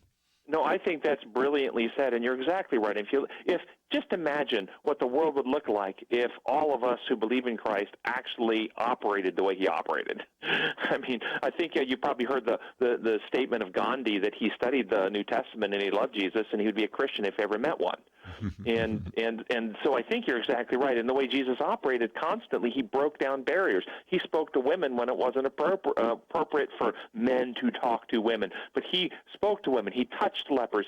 He had dinner with tax collectors and socialized with prostitutes and visited the Samaritans. And he was constantly breaking down because he's reaching out to heal, to love, to build people up and teach them that they are actually children of God. Well, and again, one of the things you're saying is that, again, we can see the model, but also the thinking and the application. And so it seems to me that, again, if we recognize that our brains are plastic, and we talk about neuroplasticity, by changing your behavior, sometimes you even change your brain. By changing your beliefs, you change your brain. So this is the way to come back. When we talk about having the mind of Christ, now in the 21st century science, we understand that in ways maybe we never understood before. That's exactly right. One of the laws is the law of exertion. If you want something to get stronger, you must exercise it. Strong muscles, you got to work them. Strong musical skill, you got to practice your instrument. Strong ability to love, you actually have to love people. Well, we're going to take a break, and when we come back, I want to get to that last section here, embracing the goodness of God. And that brings us to forgiveness, topic we talked about just the other day, and when good prevails and when love burns free, and really having a chance to put it all together, kind of simple steps to a healthier brain, because ultimately we really want to be able to be all that God has called us to be in terms of our Christian behavior and activity. So again, we want you to take all the time that you can to learn some of these principles. And as we mentioned just a few minutes ago, we do have a link to, again, this ministry, Come and Reason. And that ministry is linked on our website. We have information about the book we're talking about right now, The God-Shaped Brain, How Changing Your View of God Transforms Your Life. Then we also have The God-Shaped Heart, How Correctly Understanding God's Love Transforms Us. And then the other book that we've just mentioned in passing, but it's certainly one that you would like to know more about, The Aging Brain, Proven Steps to Prevent Dementia and Sharpen Your Mind. So if you find yourself interested in some of that, let me encourage you to follow our link at the website pointofview.net. Timothy Jennings with us today, and we'll continue our conversation with him as we look at a little bit more on this idea of embracing the goodness of God. What's the role of forgiveness? What are some practical steps so that we, in a sense, develop the mind of Christ and do things that bring honor and glory to his name? Let's take a break. We have a lot more to cover. We'll do that right after this.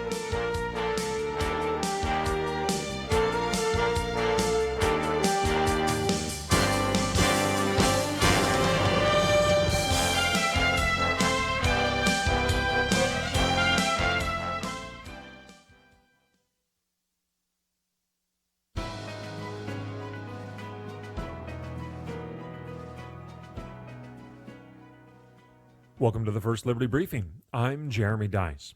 An editorial penned in the Tampa Bay Times has called for one of our clients to form a league of their own. The author writes about Cambridge Christian School, who earned the chance to play for a state football championship game against another Christian school. Both teams asked the Florida High School Athletic Association to pray over the public address system prior to kickoff. That request was denied by the FHSAA specifically because the requested speech was religious in nature. The author supports the FHSAA. He writes, if Cambridge and similar schools want public community prayer before their state championship games, they should leave the FHSAA and form their own private statewide Christian association and stage their own playoffs. Now, we were once told that if you wanted to pray in school, you should go to a private Christian school. These students did, but now that they are there, this author would have them leave the league entirely. Well, where does it end? Must religious picnickers form their own private parks lest they be accused of violating the Constitution for saying grace over their meal at a public park?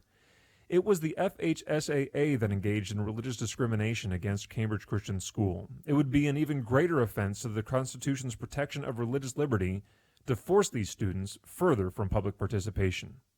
To learn how First Liberty is protecting religious liberty for all Americans, visit firstliberty.org. You can learn how to protect religious freedom in the workplace, public schools, your church, the military, and more by downloading First Liberty's free Religious Liberty Protection Kits at firstliberty.org. That's firstliberty.org. If you want hope for religious freedom, go to firstliberty.org.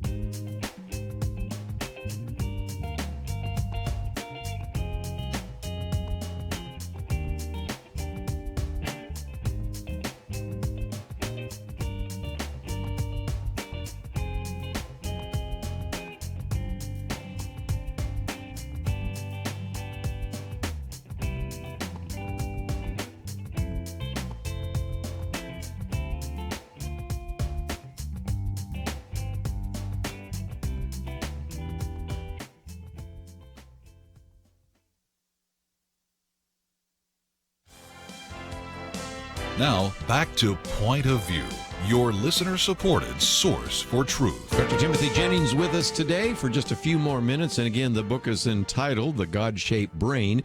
We're going to focus just a little bit of time and attention on the third section there, embracing the goodness of God. But the first key is forgiveness.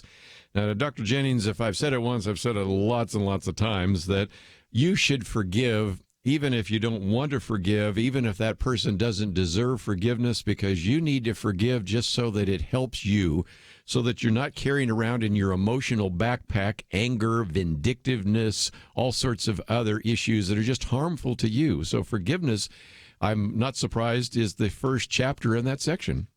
No, you're exactly right, and you're exactly right. The impact it has on us, it's healing for us. But in the battle between Christ and Satan, it's actually a weapon that stops the spread of sin. When somebody sins against us, it plants a little seed in our heart, a seed of hurt, a seed of resentment, a seed of bitterness, a seed of anger. And if we don't get that seed out of our heart, if instead we fertilize it, we water, we allow it to grow, then we become angry, we become bitter, we become hardened, and then we act out in the same way that somebody acted out against us, and thus sin spreads. And so when the act of forgiveness is the tool that God has given us to root those little seeds out of our hearts so we don't become infected with those same bitter principles. So again, just really important issues. Now, you also talk about when good prevails, and so that gets into conversation about the difference between love and lust and a variety of other issues. But that's important, too, because it's not just the forgiveness issue. It's back to this issue of love, which we've talked about before. But I understand a lot more of the power of love in terms of our minds and our hearts. We're really, in some respects, just discovering this anew in the 21st century. Yeah, you remember the story in 2006 at Lancaster County, Pennsylvania. Yes. 13-year-old Marion Fisher and her sister, 11-year-old Barbie, and the Charles Roberts IV entered the schoolroom there and sent out all the adults and the men and nailed 2x4s and tied the little girls up. And when the police arrived, it became obvious he began when he was going to begin shooting. 13-year-old Marion stands up and says, "Shoot me first and let the other ones go."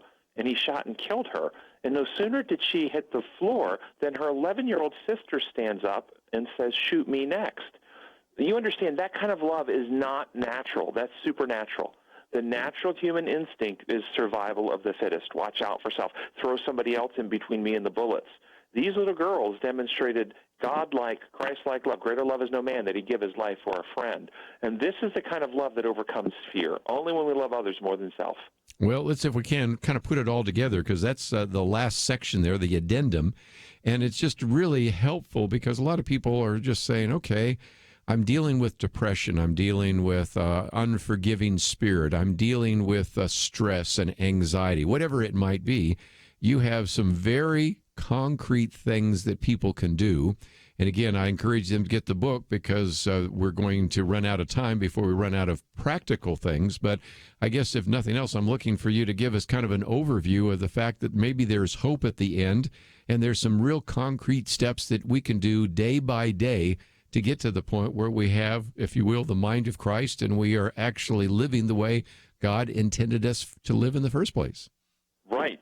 Be a thinker. Think for yourself. If physical therapy only benefits the one who does the exercises, and likewise, thinking benefits the one who does the thinking. So learn how to become a thinker and examine evidence. And I call become a lover of the truth. You know, it says in Thessalonians, those who perish, they perish because they did not love the truth and thus be saved. And so have a heart that says, hey, I'm a finite being, God's infinite. That means there's an infinite gap there for me to grow in my knowledge. So Lord, help me understand and move forward in truth as I'm earliest opportunity that I can comprehend it. So be willing to move forward from old held ideas when new and better ideas come along that are consistent with God's word.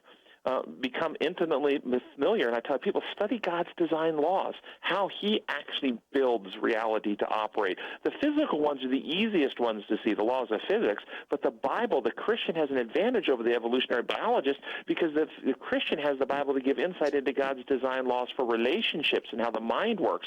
And so study some of those laws. The law of love, the principle of giving or beneficence, life is built on this. Every breath you take, you give away carbon dioxide to the plants, and the plants give oxygen back to you, a never-ending circle of giving upon which life is built. Relationships flourish when we have real other-centered giving operating in them. Test your theories about God with the Scripture and the testable laws that God has built into nature. Romans 1:20, God's divine nature is seen in what he has made so that men are without excuse. And then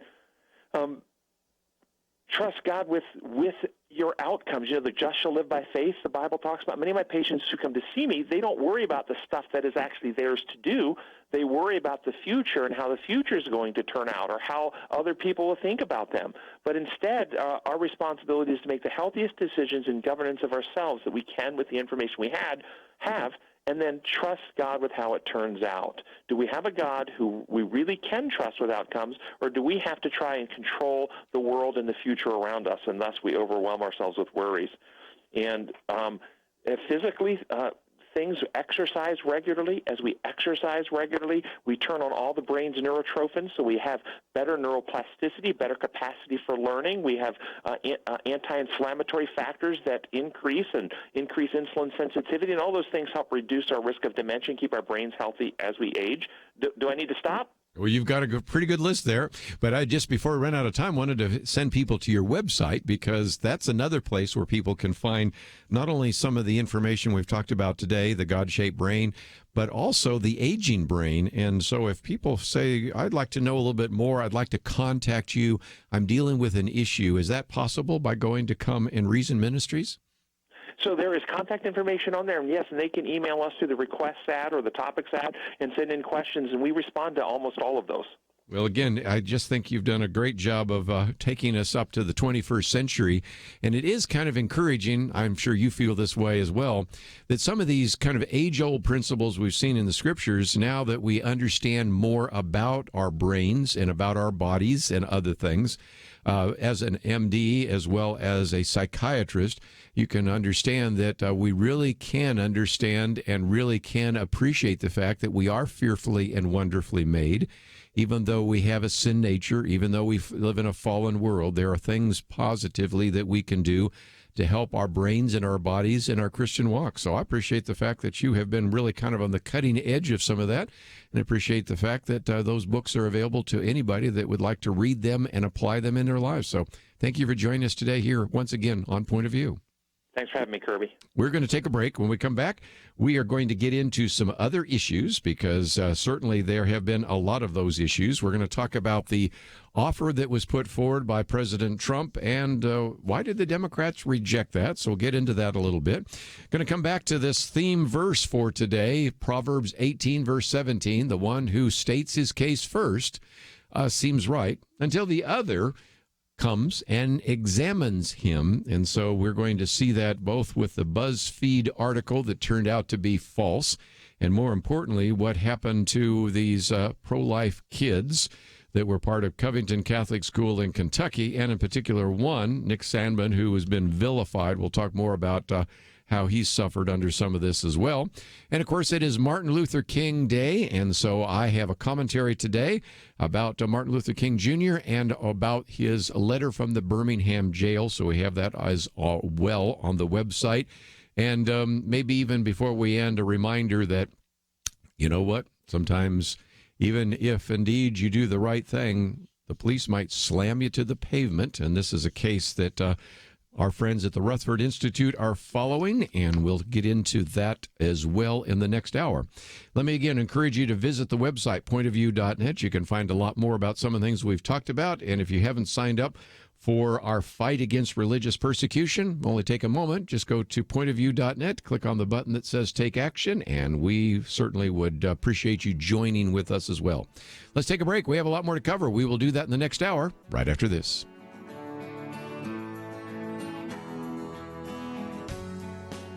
Question: do you have a health insurance plan you are not happy with? Well, Bethany and Jason thought they were stuck. Their plan just kept getting more expensive, and Bethany's favorite doctor didn't even take that plan anymore.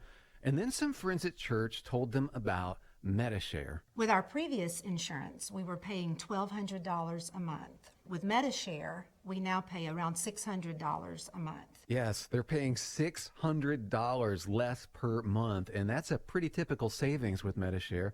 And they actually like MediShare more.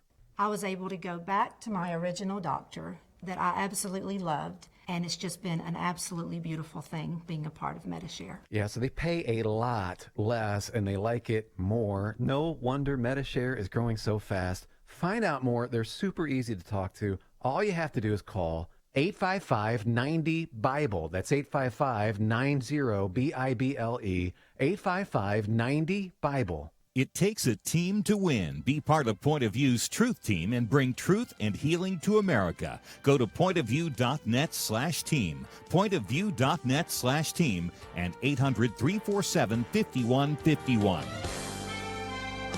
Point of View will continue after this.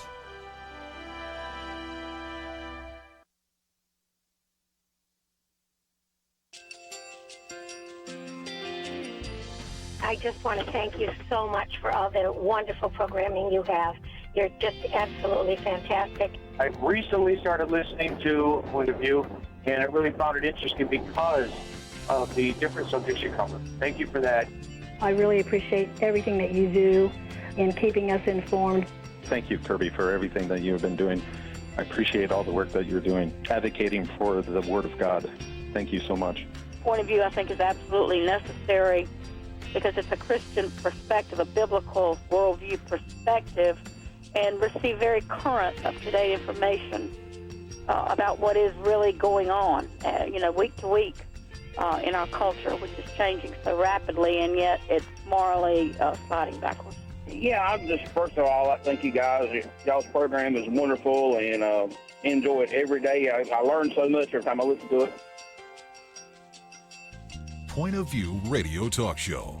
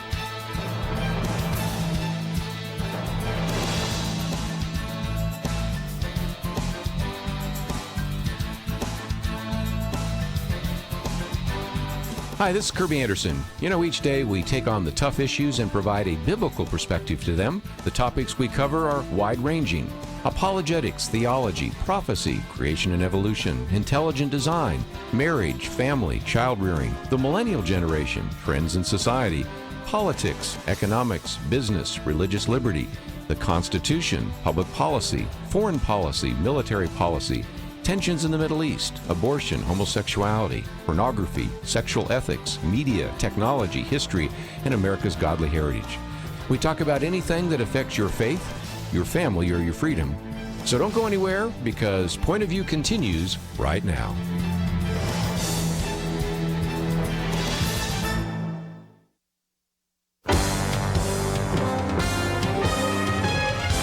Across America, live. This is Point of View.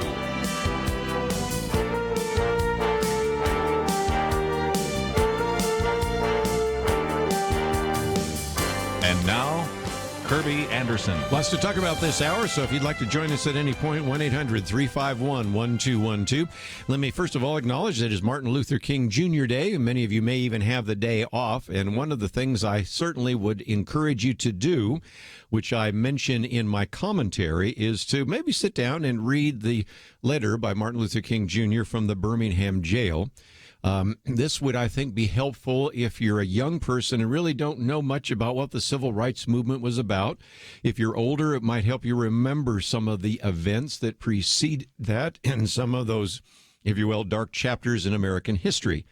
Now, I think it's also telling that this secular society that we live in has sort of ignored and even sort of erased the religious perspective, which I think is interesting, because as you read through this, you're like, whoa. I mean, he's talking about just laws and unjust laws. A just law the just law is a man-made code that squares to the moral law of God. An unjust law is out of harmony with that. He talks about the responsibility of the church. The church should really be a not just merely a thermometer that records ideas and principles, but a thermostat that transforms the mores of society. And when people have said, well, wait a minute, what do we do when something is contrary to the Word of God or contrary to the Bible? Well, we obey God rather than men. Well, that's a reference to Acts 5:29. And I think more than anything, as you read through this, remind yourself that, first of all, he's in jail, probably doesn't, maybe has a Bible. I don't even know if he has much more than that. He's writing these notes in pieces, scraps of paper, the margins of a newspaper, when he's 34 years of age. Now, let me ask you this question. How many people do you know at 34 years of age that could write with such intellect and such passion? So that's at least an action item. We'll get to some more of that in just a minute. But I want to try to, in the hour that we have here left, to cover a couple of issues. Number one, of course, we have the statement by the president trying to come up with some compromise to end this impasse on this whole issue of the government shutdown. And so that's the first article. The second one by John Funn, Why Democrats Said No to Trump's Border Compromise. So you'll certainly see that one as well. Also, a piece on the different State of the Union plans, which I will maybe get to today. We'll just see how it goes. And then down to kind of the theme verse for today. Proverbs 18, verse 17 says that the one who states his case first seems right until the other comes and examines him. And I think it is important to recognize sometimes why I don't react right away to some of the stories in the news, because I wonder if they're true. And one of those, which we pretty much intentionally ignored on Friday, was the story that came out late Thursday night from BuzzFeed, which said that the President Donald Trump, and even candidate Donald Trump, and then later President Donald Trump, directed Michael Cohen, his lawyer, to lie to Congress about the timing of some of the discussions in the Trump Tower construction project in Moscow. Well, it turns out that those particular statements were not accurate, and a good example of a lot of people in the mainstream press, because they don't like Donald Trump, just jumped on it. And maybe we should learn some lessons. So that was one that was kind of surfacing on Saturday. I'll get to that in more detail. But another one that came out on Saturday and no doubt you've seen this, was this young man. We now know his name is Nick Sandmann, wearing a Make America Great hat, standing in front of an Indian. And we now, of course, know his name, Nathan Phillips.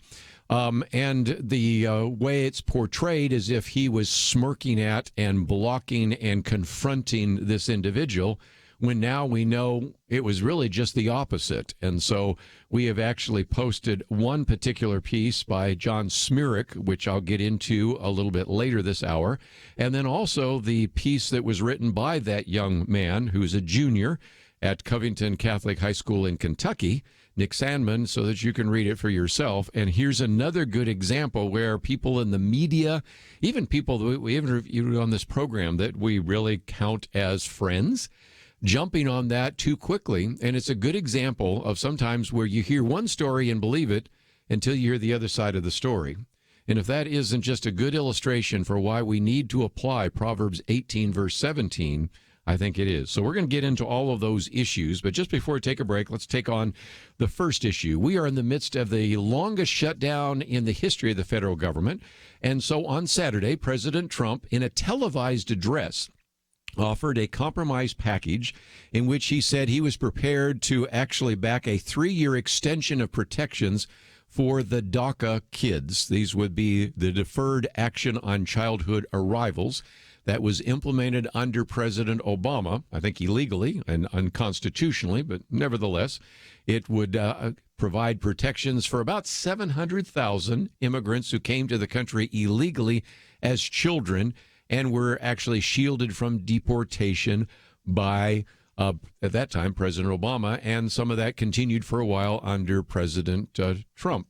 So the argument he made at the time was walls are not immoral. They'll save many lives, stop drugs from pouring into our country. He said this is not a concrete structure from sea to sea, but instead these are steel barriers in high priority locations. You can read more about that on the website, but I wanted to jump real quickly to John Fund explaining how this even caused a puzzlement among some of the people that don't like Donald Trump and are pretty supportive of the Democratic leadership. The Washington Post, the editorial page, probably more critical of Donald Trump than almost anyone else. Maybe New York Times, Washington Post, they're in a race for who could be the most harsh critic of the president. But even the editorial page said to refuse, that he's talking to the Democrats here, to refuse even to talk until the government reopens does no favors to sidelined federal workers and contractors. A measure of statesmanship for a member of Congress now is the ability to accept some disagreements and disappointments and shrug off the inevitable attacks from tourists if it means in some way or another rescuing the lives of thousands of deserving people living among us. We have, I think in round numbers, about 800,000 individuals that will not get a paycheck this coming Friday. Okay, what about that? And so, again, if you want to take another quote that John Fund has in his article, it comes from Peter King. He's a representative in the state of New York. Doesn't really like Donald Trump either. I'm trying to use some of the best quotes from people that aren't necessarily Donald Trump fans by any means. But Peter King on a radio station just the other day said the fear is among the Democrats, and especially the Democratic leadership, if they make any agreement with Donald Trump, it's like compromising with the devil. And so John Fund goes on and said, in other words, when Democrats now hear the words border security, they think only if Trump and want to make sure their base won't see them as surrendering to him in any way. He says, forget the fact that Democrats have voted for a border barrier in the past and that the $5.7 billion Trump wants is meant only for stretches that the U.S. Border Patrol officials have identified as needing barriers to interdict illegal entrance and drugs. So we'll come back and make one other comment or two about this. And then I want to move on to some of the other examples that I think underscore Proverbs 18, verse 17. Make sure that you always hear the second side of the story. And so we'll take a break and continue our conversation right after these important messages.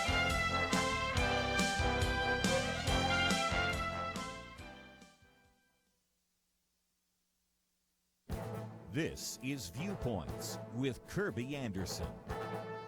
On Martin Luther King Jr. Day, let me suggest that you take some time to read his letter from a Birmingham jail. If you're young, I think it will give you a better idea of what the civil rights movement in the 1960s was all about. If you're older, it will remind you of some of the forgotten events and chapters in American history. Dr. King wrote the letter in response to a published statement by 8 clergymen. He wrote it in the margins of the newspaper and later on scraps of paper and finally on a pad his attorney left for him. He answers his critics about his tactics during the civil rights movement and then makes his case for his nonviolent campaign. To those who call his action untimely, he reminds them of what it is like to be a black person in America that has seen vicious mobs lynch your mothers and fathers at will and drown your sisters and brothers at whim. He also deals with the controversial issue of just laws and unjust laws. He says a just law is a man-made code that squares with the moral law or law of God. An unjust law is a code that is out of harmony with the moral law. Finally, he addresses the responsibility of the church. He notes that the church of the early Christians was not merely a thermometer that recorded the ideas and principles of popular opinion. It was a thermostat that transformed the mores of society. And when they were commanded to do something contrary to the Bible, they said they were called to obey God rather than man. This is a reference to Acts 5:29. As you read his letter, remember that he wrote it when he was 34 years old and in jail.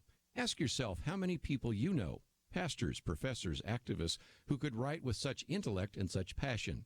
This letter by Martin Luther King Jr. is worth reading, and I trust you will consider doing so today. I'm Kerby Anderson, and that's my point of view. From Sky Pass Entertainment, The Least of These, The Graham Staines Story. The Least of These, rated PG-13, in theaters February 1st. TheLeastOfThese.movie.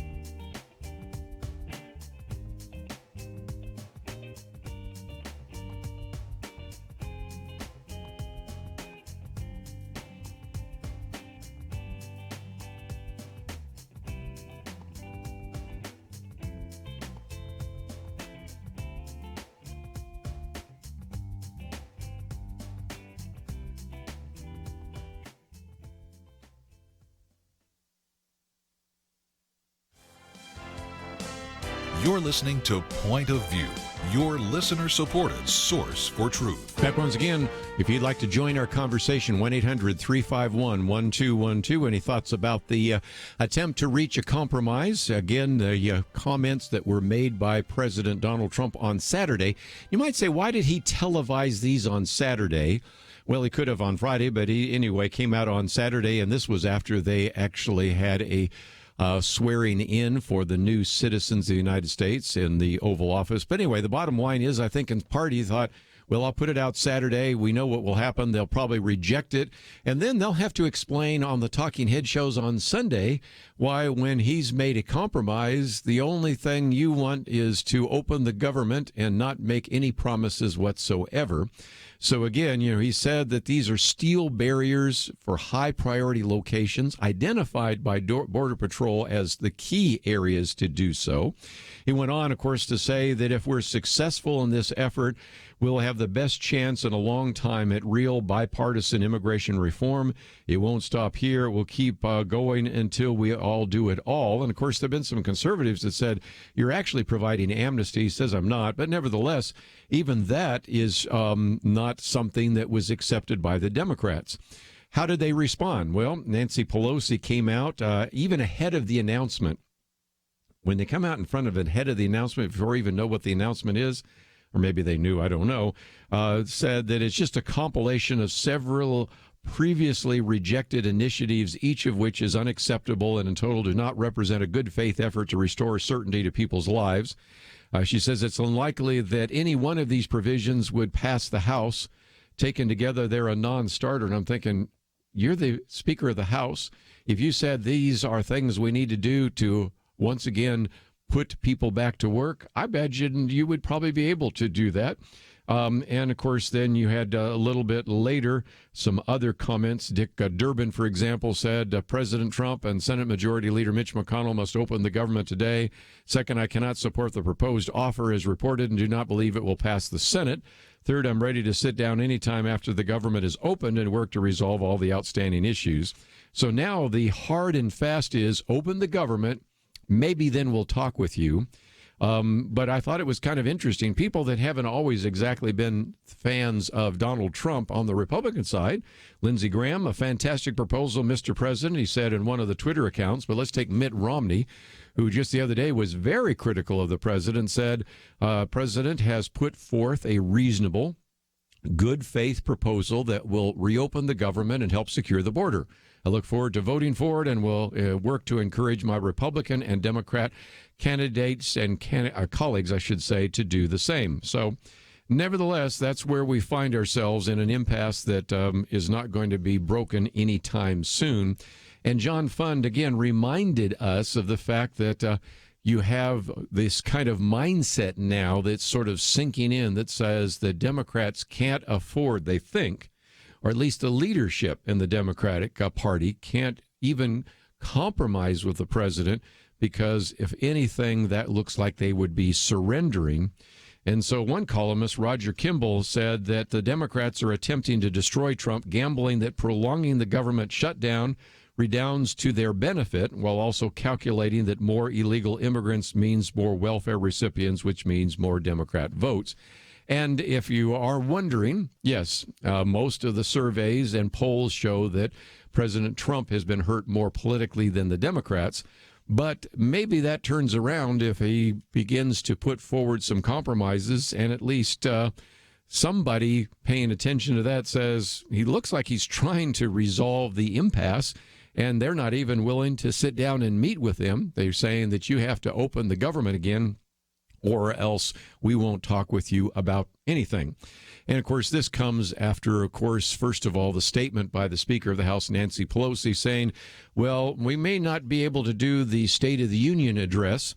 One of the other articles I've posted here is a different State of the Union address, and that is, she said, because of security concerns. Of course, that's just, smokescreen, but nevertheless, that is the case. And so she was saying that because of security concerns, unless government reopens, I suggest we work together to find another suitable date for this idea of the State of the Union address. And so this is why some people have been talking about, well, could the president call for the two branches of Congress to meet together? Another idea is he could actually give the State of the Union address in the Senate. I don't think Mitch McConnell would prevent that from happening. And so that is the case. And so some have suggested now, this is one that I thought was kind of interesting. Republican Tim Moore, who's the Speaker of the House in North Carolina, invited Donald Trump to speak. So is it possible that Donald Trump might give his address from Raleigh, North Carolina? And that would be kind of interesting. And, of course, it would put North Carolina on the map. But it just, again, illustrates the wildness that we find ourselves in. So Nancy Pelosi said, you can't give the State of the Union address in the House of Representatives. So then he retaliated, as you may remember us talking about on Friday, by saying, I don't think you should go on that junket to Brussels, Belgium, and to Afghanistan and other places. So he canceled that flight when, interesting enough, a few members of Congress were already on the bus to get a drive to the plane. So there you go. It is going to be an ongoing battle. And I, like all of you, would like this government shutdown to end. But at the same time, I'd also like to have something that looks like a border at places where the border customs and border security individuals and the border officers believe we need to have something more than what we have right now. And if you've seen some of those pictures, sometimes it looks like a fence, sometimes it looks like barbed wire. Just if we're really serious about closing the border so that we can have a little more management of the immigration process, that I've always felt is the first step. My illustration that I use so often, maybe you can come up with a better one, is if you have a leak in your house, the first thing you do is turn off the water. You don't try to mop up the leak while the water's still rushing in. When we have caravans being formed once again to approach the border and and to begin to overwhelm border security, it's time to make sure that we make it very obvious that we want to secure our border. Then we can, in an orderly way, begin to deal with those people who are here and those people who want to come here. But right now, we don't have any of that taking place, and immigration reform is something we've talked about literally now on this program for decades, but we still have no break in the case. Let's, just before we take a break, though, get back to kind of our theme verse for the day, and that is Proverbs 18, verse 17. The one who states his case first seems right until the other comes and examines him. And the first example I want to use is the BuzzFeed story that came out on Thursday night. You might have, even if you are paying attention to the news cycle, said, why weren't you talking about it Friday? You had Penna Dexter, Kelly Shackelford. First of all, we had a lot of other things we wanted to talk about. But I have learned, unfortunately, that sometimes these stories that come out aren't right. As a matter of fact, I think it was the other day that we had one or two individuals on Twitter feeds saying things like, I used to criticize people for using the phrase fake news because not everything that is being reported by the mainstream media is fake news. Then we had two examples of it over the weekend. This is one of those. And again, Greg Jarrett talks about this in his article, that it was really a poorly sourced and story that appeared in BuzzFeed arguing that President Donald Trump directed Michael Cohen, his lawyer, to lie to Congress about the timing of discussions related to a possible Trump Tower construction project in Moscow. Well, then the Mueller investigation, the spokesman for Mueller investigation, Peter Carr, said BuzzFeed's description of a specific statements to the special counsel's office and the characterization of documents and testimony obtained by this office regarding Michael Cohen's congressional testimony are not accurate. Greg Jarrett said that's about as strong a denial as you can get, and even kind of wonders a little bit, why isn't it that Michael Cohen and his legal advisor, Lanny Davis, didn't dispute the story when it came up, but they simply just didn't say anything, so that false story was repeated time and time again.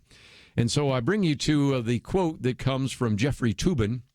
He's one of the legal analysts on CNN, and he was just really saying this is not good news for the mainstream press, because he says the larger message that a lot of people are going to take from this story is that the news media are a bunch of leftist liars who are dying to get the president, and they're willing to lie to do it. Now, again, he didn't necessarily agree with that statement, but he said, this is how I think some people are going to perceive this issue. And so we had this story that came out, and within about 48 hours, maybe even less than that, it might have even been 24 to 36 hours, was completely refuted. And it's just a good reason why sometimes around this roundtable, we just kind of wait to see if there's more information that's available. We'll come back and talk about what happened with these pro-life students right after these important messages. Question: do you have a health insurance plan you are not happy with? Well, Bethany and Jason thought they were stuck. Their plan just kept getting more expensive, and Bethany's favorite doctor didn't even take that plan anymore. And then some friends at church told them about MediShare. With our previous insurance, we were paying $1,200 a month. With MediShare, we now pay around $600 a month. Yes, they're paying $600 less per month, and that's a pretty typical savings with MediShare. And they actually like MediShare more. I was able to go back to my original doctor that I absolutely loved, and it's just been an absolutely beautiful thing being a part of MediShare. Yeah, so they pay a lot less, and they like it more. No wonder MediShare is growing so fast. Find out more. They're super easy to talk to. All you have to do is call 855-90-BIBLE. That's 855-90-BIBLE. 855-90-BIBLE. It takes a team to win. Be part of Point of View's Truth Team and bring truth and healing to America. Go to pointofview.net/team, pointofview.net/team, and 800-347-5151. Point of View will continue after this.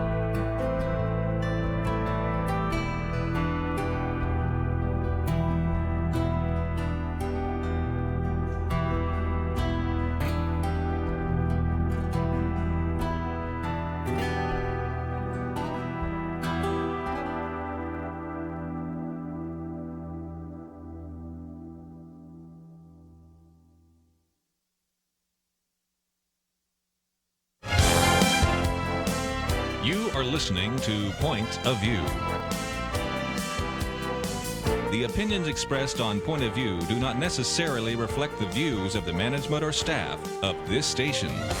And now, here again is Kerby Anderson. Final half hour. I'd love to get your comments. 1-800-351-1212. Perhaps you have seen the story or the picture of this young man. Now we know what his name is, Nick Sandman, who is standing in front of another individual. We know his name, Nathan Phillips, who is beating a drum. And, of course, Nick is a junior, we now know, at Covington Catholic High School in Kentucky. And as a result, because he was just sort of standing there, occasionally having a smile on his face, but in most cases just standing, not trying to do anything, he was portrayed as somebody who was confronting face-to-face this Indian, smirking and engaged in all sorts of outrageous behavior.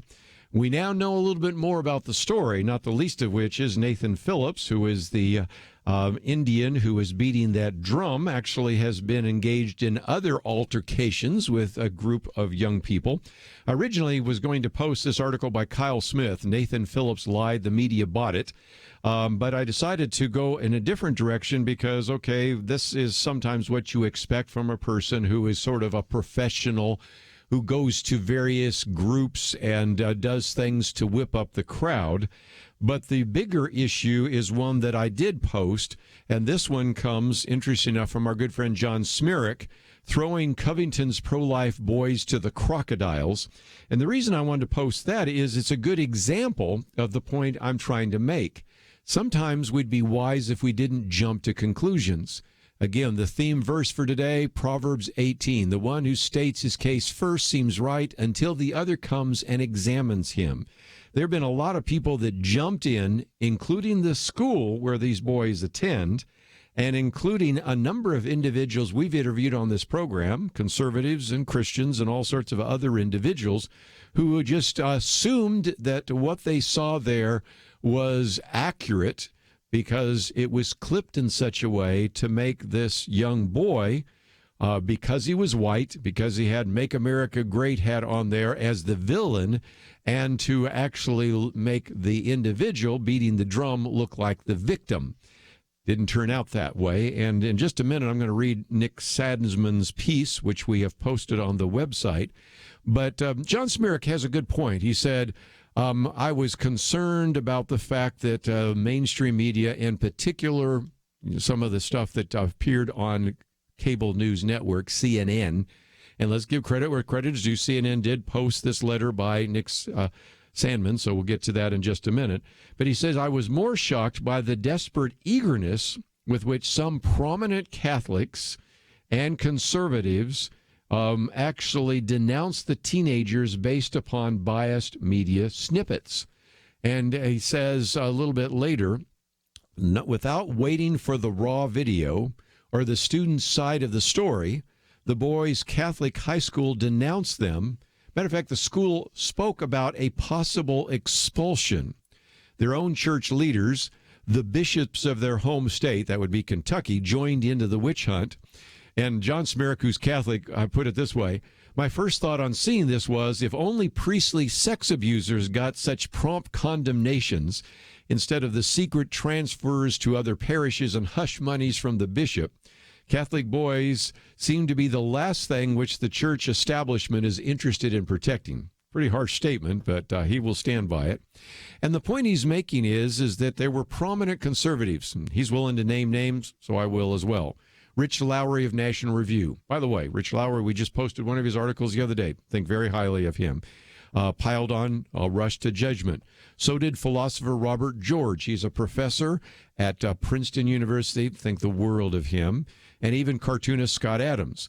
Plus a dozen other people whose opinions I usually respect. So John Smerick was pointing out, here's just a couple of people that we really like, we respect, we're grateful for them, but they really got caught on all of this. Most of the folks have since corrected themselves, even apologized, and that's to their credit. In fact, there's a great sucking sound now on Twitter of embarrassed conservative commentators retracting their instant, ill-considered anathemas.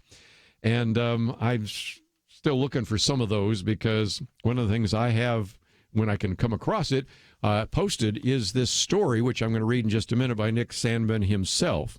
And when you are not, if you haven't taken the time to watch the videos, and you probably have better things to do than I do, what we're talking about here is that there were people that pulled together all sorts of other videos, because there's a lot of people now with iPhones and other kinds of devices, and you put it all together, you realize really what's going on here. You've got a group of what are called Black Hebrew Israelites, okay, and some American Indians, and a tribal leader or elder, activist Nathan Phillips, we just talked about here, and they start to march from their allies, which are kind of some of the black anti-Semites, over to the pro-life students. They invade their space. And again, John Smerick says that's kind of a no-no in political confrontations. If you've ever been in some of these rallies or riots, you know exactly what kind of thing can happen in the midst of that. But nevertheless, Phillips starts banging a drum in one student's face. To his credit, the student neither backs down nor insults the man. He just keeps up a confident smile. And he said, I wouldn't have had that much restraint at age 17. Instead of having his life destroyed, the young man deserves an appointment to West Point if he wants it, and I hope one of his senators, either Rand Paul or Mitch McConnell, offers it to him. Well, again, you can go and watch this and see that there are all sorts of horrific things said, and I don't know how many. I'll read a few in just a minute, because Nick Sandman does talk about that, but some of those that you probably have heard. You white people, this is not your land, go back to Europe. And again, John Smerick says, now if you read that in the Washington Post, imagine that a white student had told Hispanic immigrants, you brown people, this is not your land, go back to Mexico. He would deserve condemnation, and you would bet that he would get it. His name and address would be all over social media. His future would be destroyed. But when another activist shouts it, we shrug and move on. And the point is that when you start looking at some of the comments, one individual that evaluated it said that this media had presented him as somebody who is a product of hate factory. He was likened to a school shooter. He was likened to a segregation-era racist and a member of the Ku Klux Klan. But that's not exactly the rest of the story. So let's read the story. Again, I won't read all of it, but we've posted it for you to read it cover to cover. Nick Sandman, who is the young boy who was in that video, said he wanted to provide a factual account of what happened. And this was, of course, Friday afternoon after, of course, the March for Life. And he said the protesters said hateful things. They called us racist. They called us bigots. They called us white crackers. They called us some names I can't use on the air. They called us incest kids. They also taunted an African-American student from my school by telling him that they would harvest his organs. He said, I have no idea what that insult means, but it was startling to hear. Because we're being told and we're being loudly attacked and taunted in public, a student in our group asked one of our teacher chaperones who was there if they could have permission to begin to speak, really chant their school spirit song. And so they got permission and began to do so. Now, he says the protester, everyone has seen in the video, began playing his drum as he waded through the crowd, which parted for him. I did not see anyone try to block his path. He locked eyes with me and approached me, coming within inches of my face. He played his drum the entire time he was in my face. He said, I never interacted with this protester. I did not speak to him. I did not make any hand gestures or other aggressive moves. To be honest, I was startled and confused as to why he approached me. We had already been yelled at by other groups of protesters. When the second group approached, I was worried that the situation was going to get out of control, where adults were attempting to provoke teenagers. He said, I believe that by remaining motionless and calm, I was helping to diffuse the situation. I realized that everyone had cameras and that perhaps a group of adults was trying to provoke a group of teenagers into a larger conflict. I said a silent prayer that the situation would not get out of hand. Well, a little bit later in the article, he says, I harbor no ill will for this person. I respect the person's right to protest. He even talks about the fact I'd heard that he had served in the military. Thank him for that. But he says, I've been called every name in the book, including a racist. I will not stand for this mob-like character assassination of my family's name. My parents were not at the trip, and I strive to represent my family in a respectful way in all public settings. I have received physical threats, death threats via social media, as well as hateful insults. One person threatened to harm me at school, and one person claims to live in my neighborhood. My parents are receiving death threats and professional threats because of the social media mob that has formed over this issue. If nothing else, I encourage you to pray for Nick Sandman. He didn't pick a fight. Matter of fact, he just stood there. Maybe he could have backed up, but they were literally just standing there looking at the Lincoln Memorial and some other things, waiting to pick up, get on the bus. And, of course, after this incident, actually did get on the bus, only later found out how he'd been vilified by the mainstream press.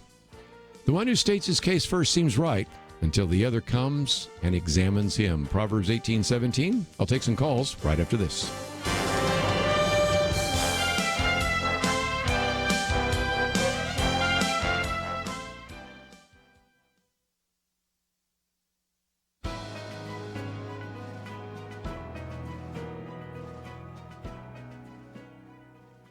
Welcome to the First Liberty Briefing. I'm Jeremy Dice. An editorial penned in the Tampa Bay Times has called for one of our clients to form a league of their own. The author writes about Cambridge Christian School, who earned the chance to play for a state football championship game against another Christian school. Both teams asked the Florida High School Athletic Association to pray over the public address system prior to kickoff. That request was denied by the FHSAA, specifically because the requested speech was religious in nature. The author supports the FHSAA. He writes, if Cambridge and similar schools want public community prayer before their state championship games, they should leave the FHSAA and form their own private statewide Christian association and stage their own playoffs. Now, we were once told that if you wanted to pray in school, you should go to a private Christian school. These students did, but now that they are there, this author would have them leave the league entirely. Well, where does it end? Must religious picnickers form their own private parks lest they be accused of violating the Constitution for saying grace over their meal at a public park? It was the FHSAA that engaged in religious discrimination against Cambridge Christian School. It would be an even greater offense to the Constitution's protection of religious liberty to force these students further from public participation. To learn how First Liberty is protecting religious liberty for all Americans, visit firstliberty.org. You can learn how to protect religious freedom in the workplace, public schools, your church, the military, and more by downloading First Liberty's free Religious Liberty Protection Kits at firstliberty.org. That's firstliberty.org. If you want hope for religious freedom, go to firstliberty.org.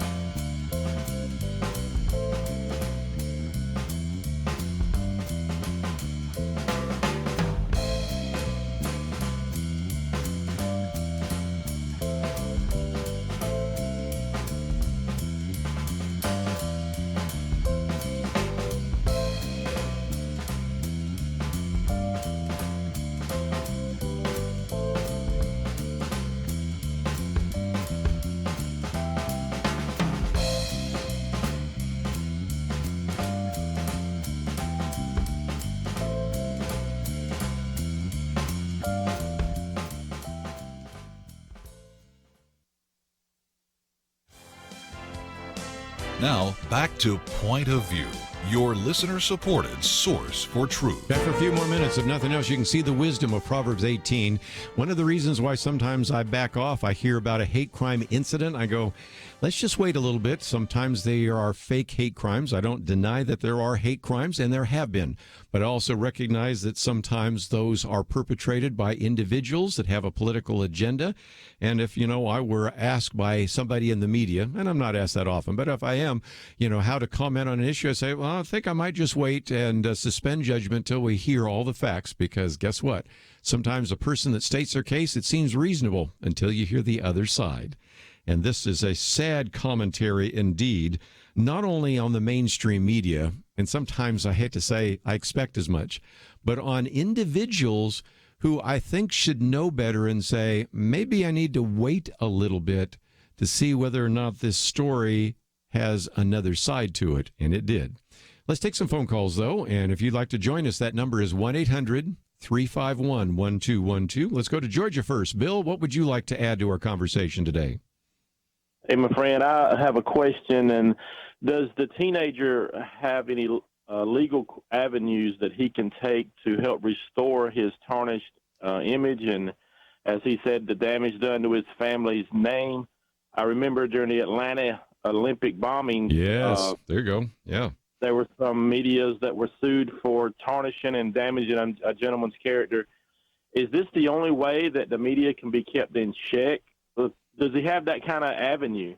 He does, and I know he won't take it. By the way, he ends the letter by saying, I provided this account to the Diocese of Covington so they may know exactly what happened, and I stand ready and willing to cooperate with any investigation they're conducting. So they may have some kind of investigation. I don't think the Catholic school is going to expel him or any of the other students now that they know the story, and they should, if nothing else, be called on the carpet as well. But back to your question, Bill, in reading all of this over the weekend, somebody just said in passing, libel suits are a lot easier when you're not a public figure. Now, recognize that you're a public figure. Donald Trump, for example, Barack Obama, whoever it might be, an actor, an actress, you can say anything about them virtually with impunity. And if you've never looked at, say, a National Enquirer as you're getting checked out at a grocery store, you know that some of these things are just bizarre and they're not true and all the rest.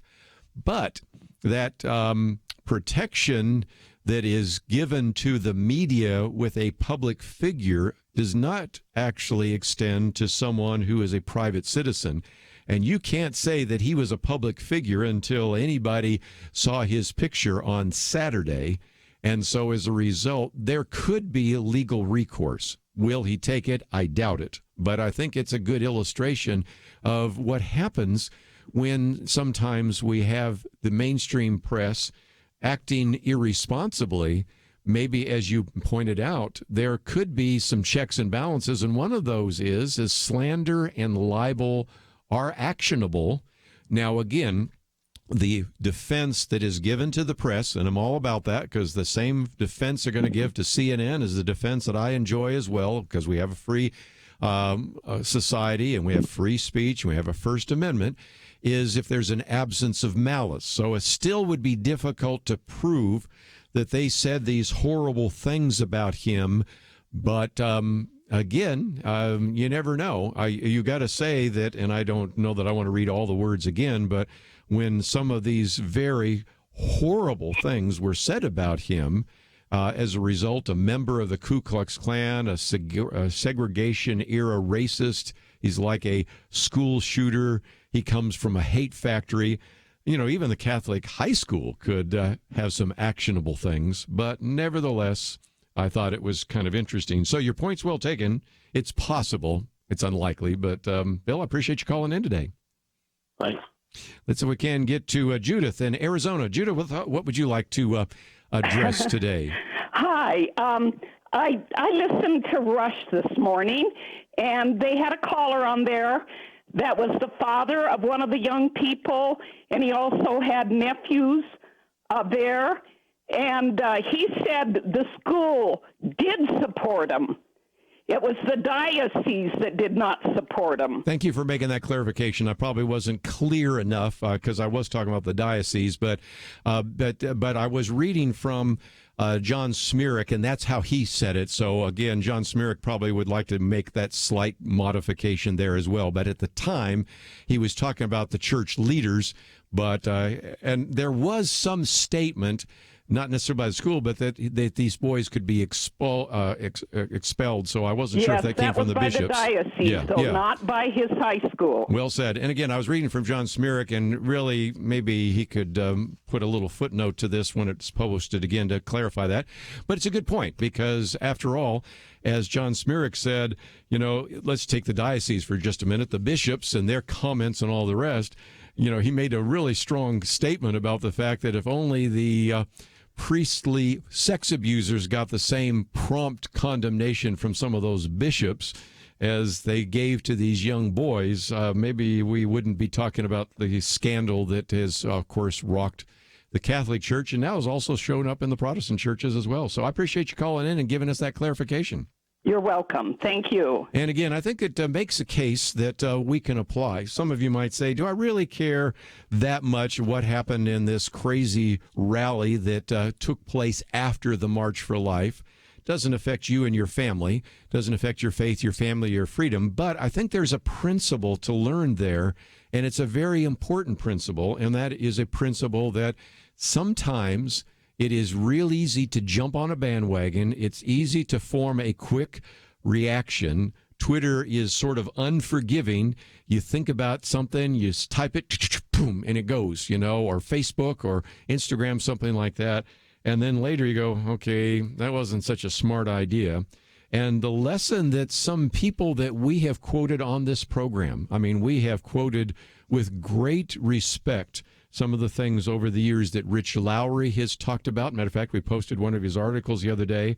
You couldn't have a greater respect than I have for the Princeton professor, Robert George, and his stand for pro-life issues and so many other things. But if it happened to them, and you would think maybe they'd know better, it can happen to us. So if there's any lesson to be learned, the theme verse for today, write it down, post it, put it on your refrigerator. Proverbs 18, verse 17. There's a value in being careful about reacting too quickly to something that you see in the media, because in this case, look at the damage that has been done to this young man.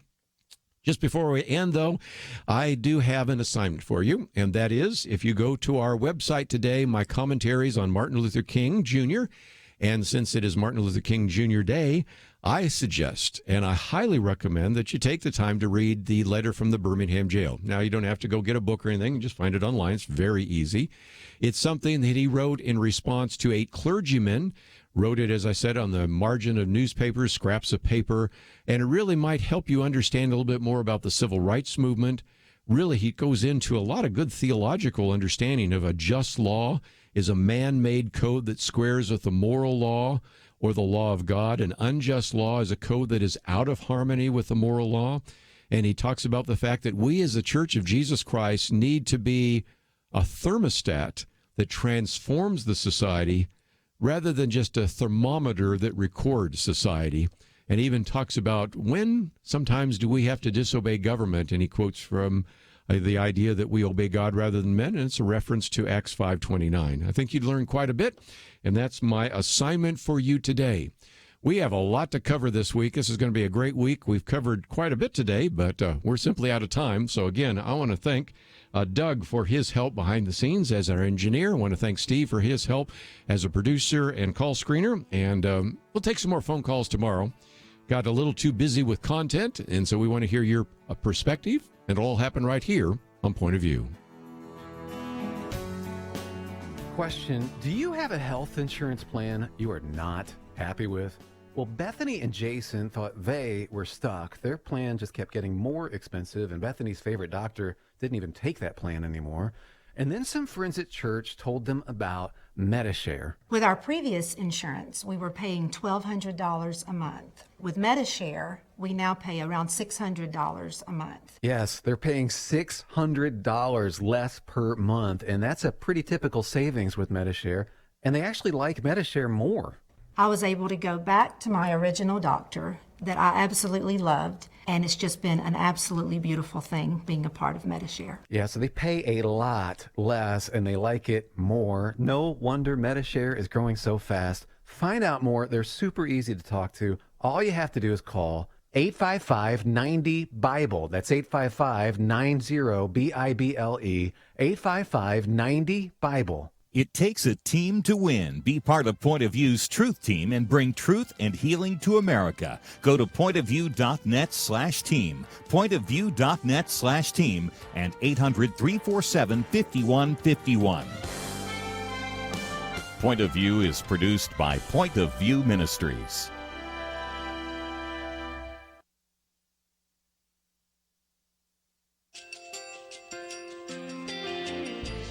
I just want to thank you so much for all the wonderful programming you have. You're just absolutely fantastic. I recently started listening to Point of View, and I really found it interesting because of the different subjects you cover. Thank you for that. I really appreciate everything that you do in keeping us informed. Thank you, Kerby, for everything that you have been doing. I appreciate all the work that you're doing, advocating for the Word of God. Thank you so much. Point of View, I think, is absolutely necessary because it's a Christian perspective, a biblical worldview perspective, and receive very current, up-to-date information about what is really going on, week to week in our culture, which is changing so rapidly, and yet it's morally sliding backwards. Yeah, I'm just, first of all, I thank you guys. Y'all's program is wonderful, and enjoy it every day. I learn so much every time I listen to it. Point of View Radio Talk Show.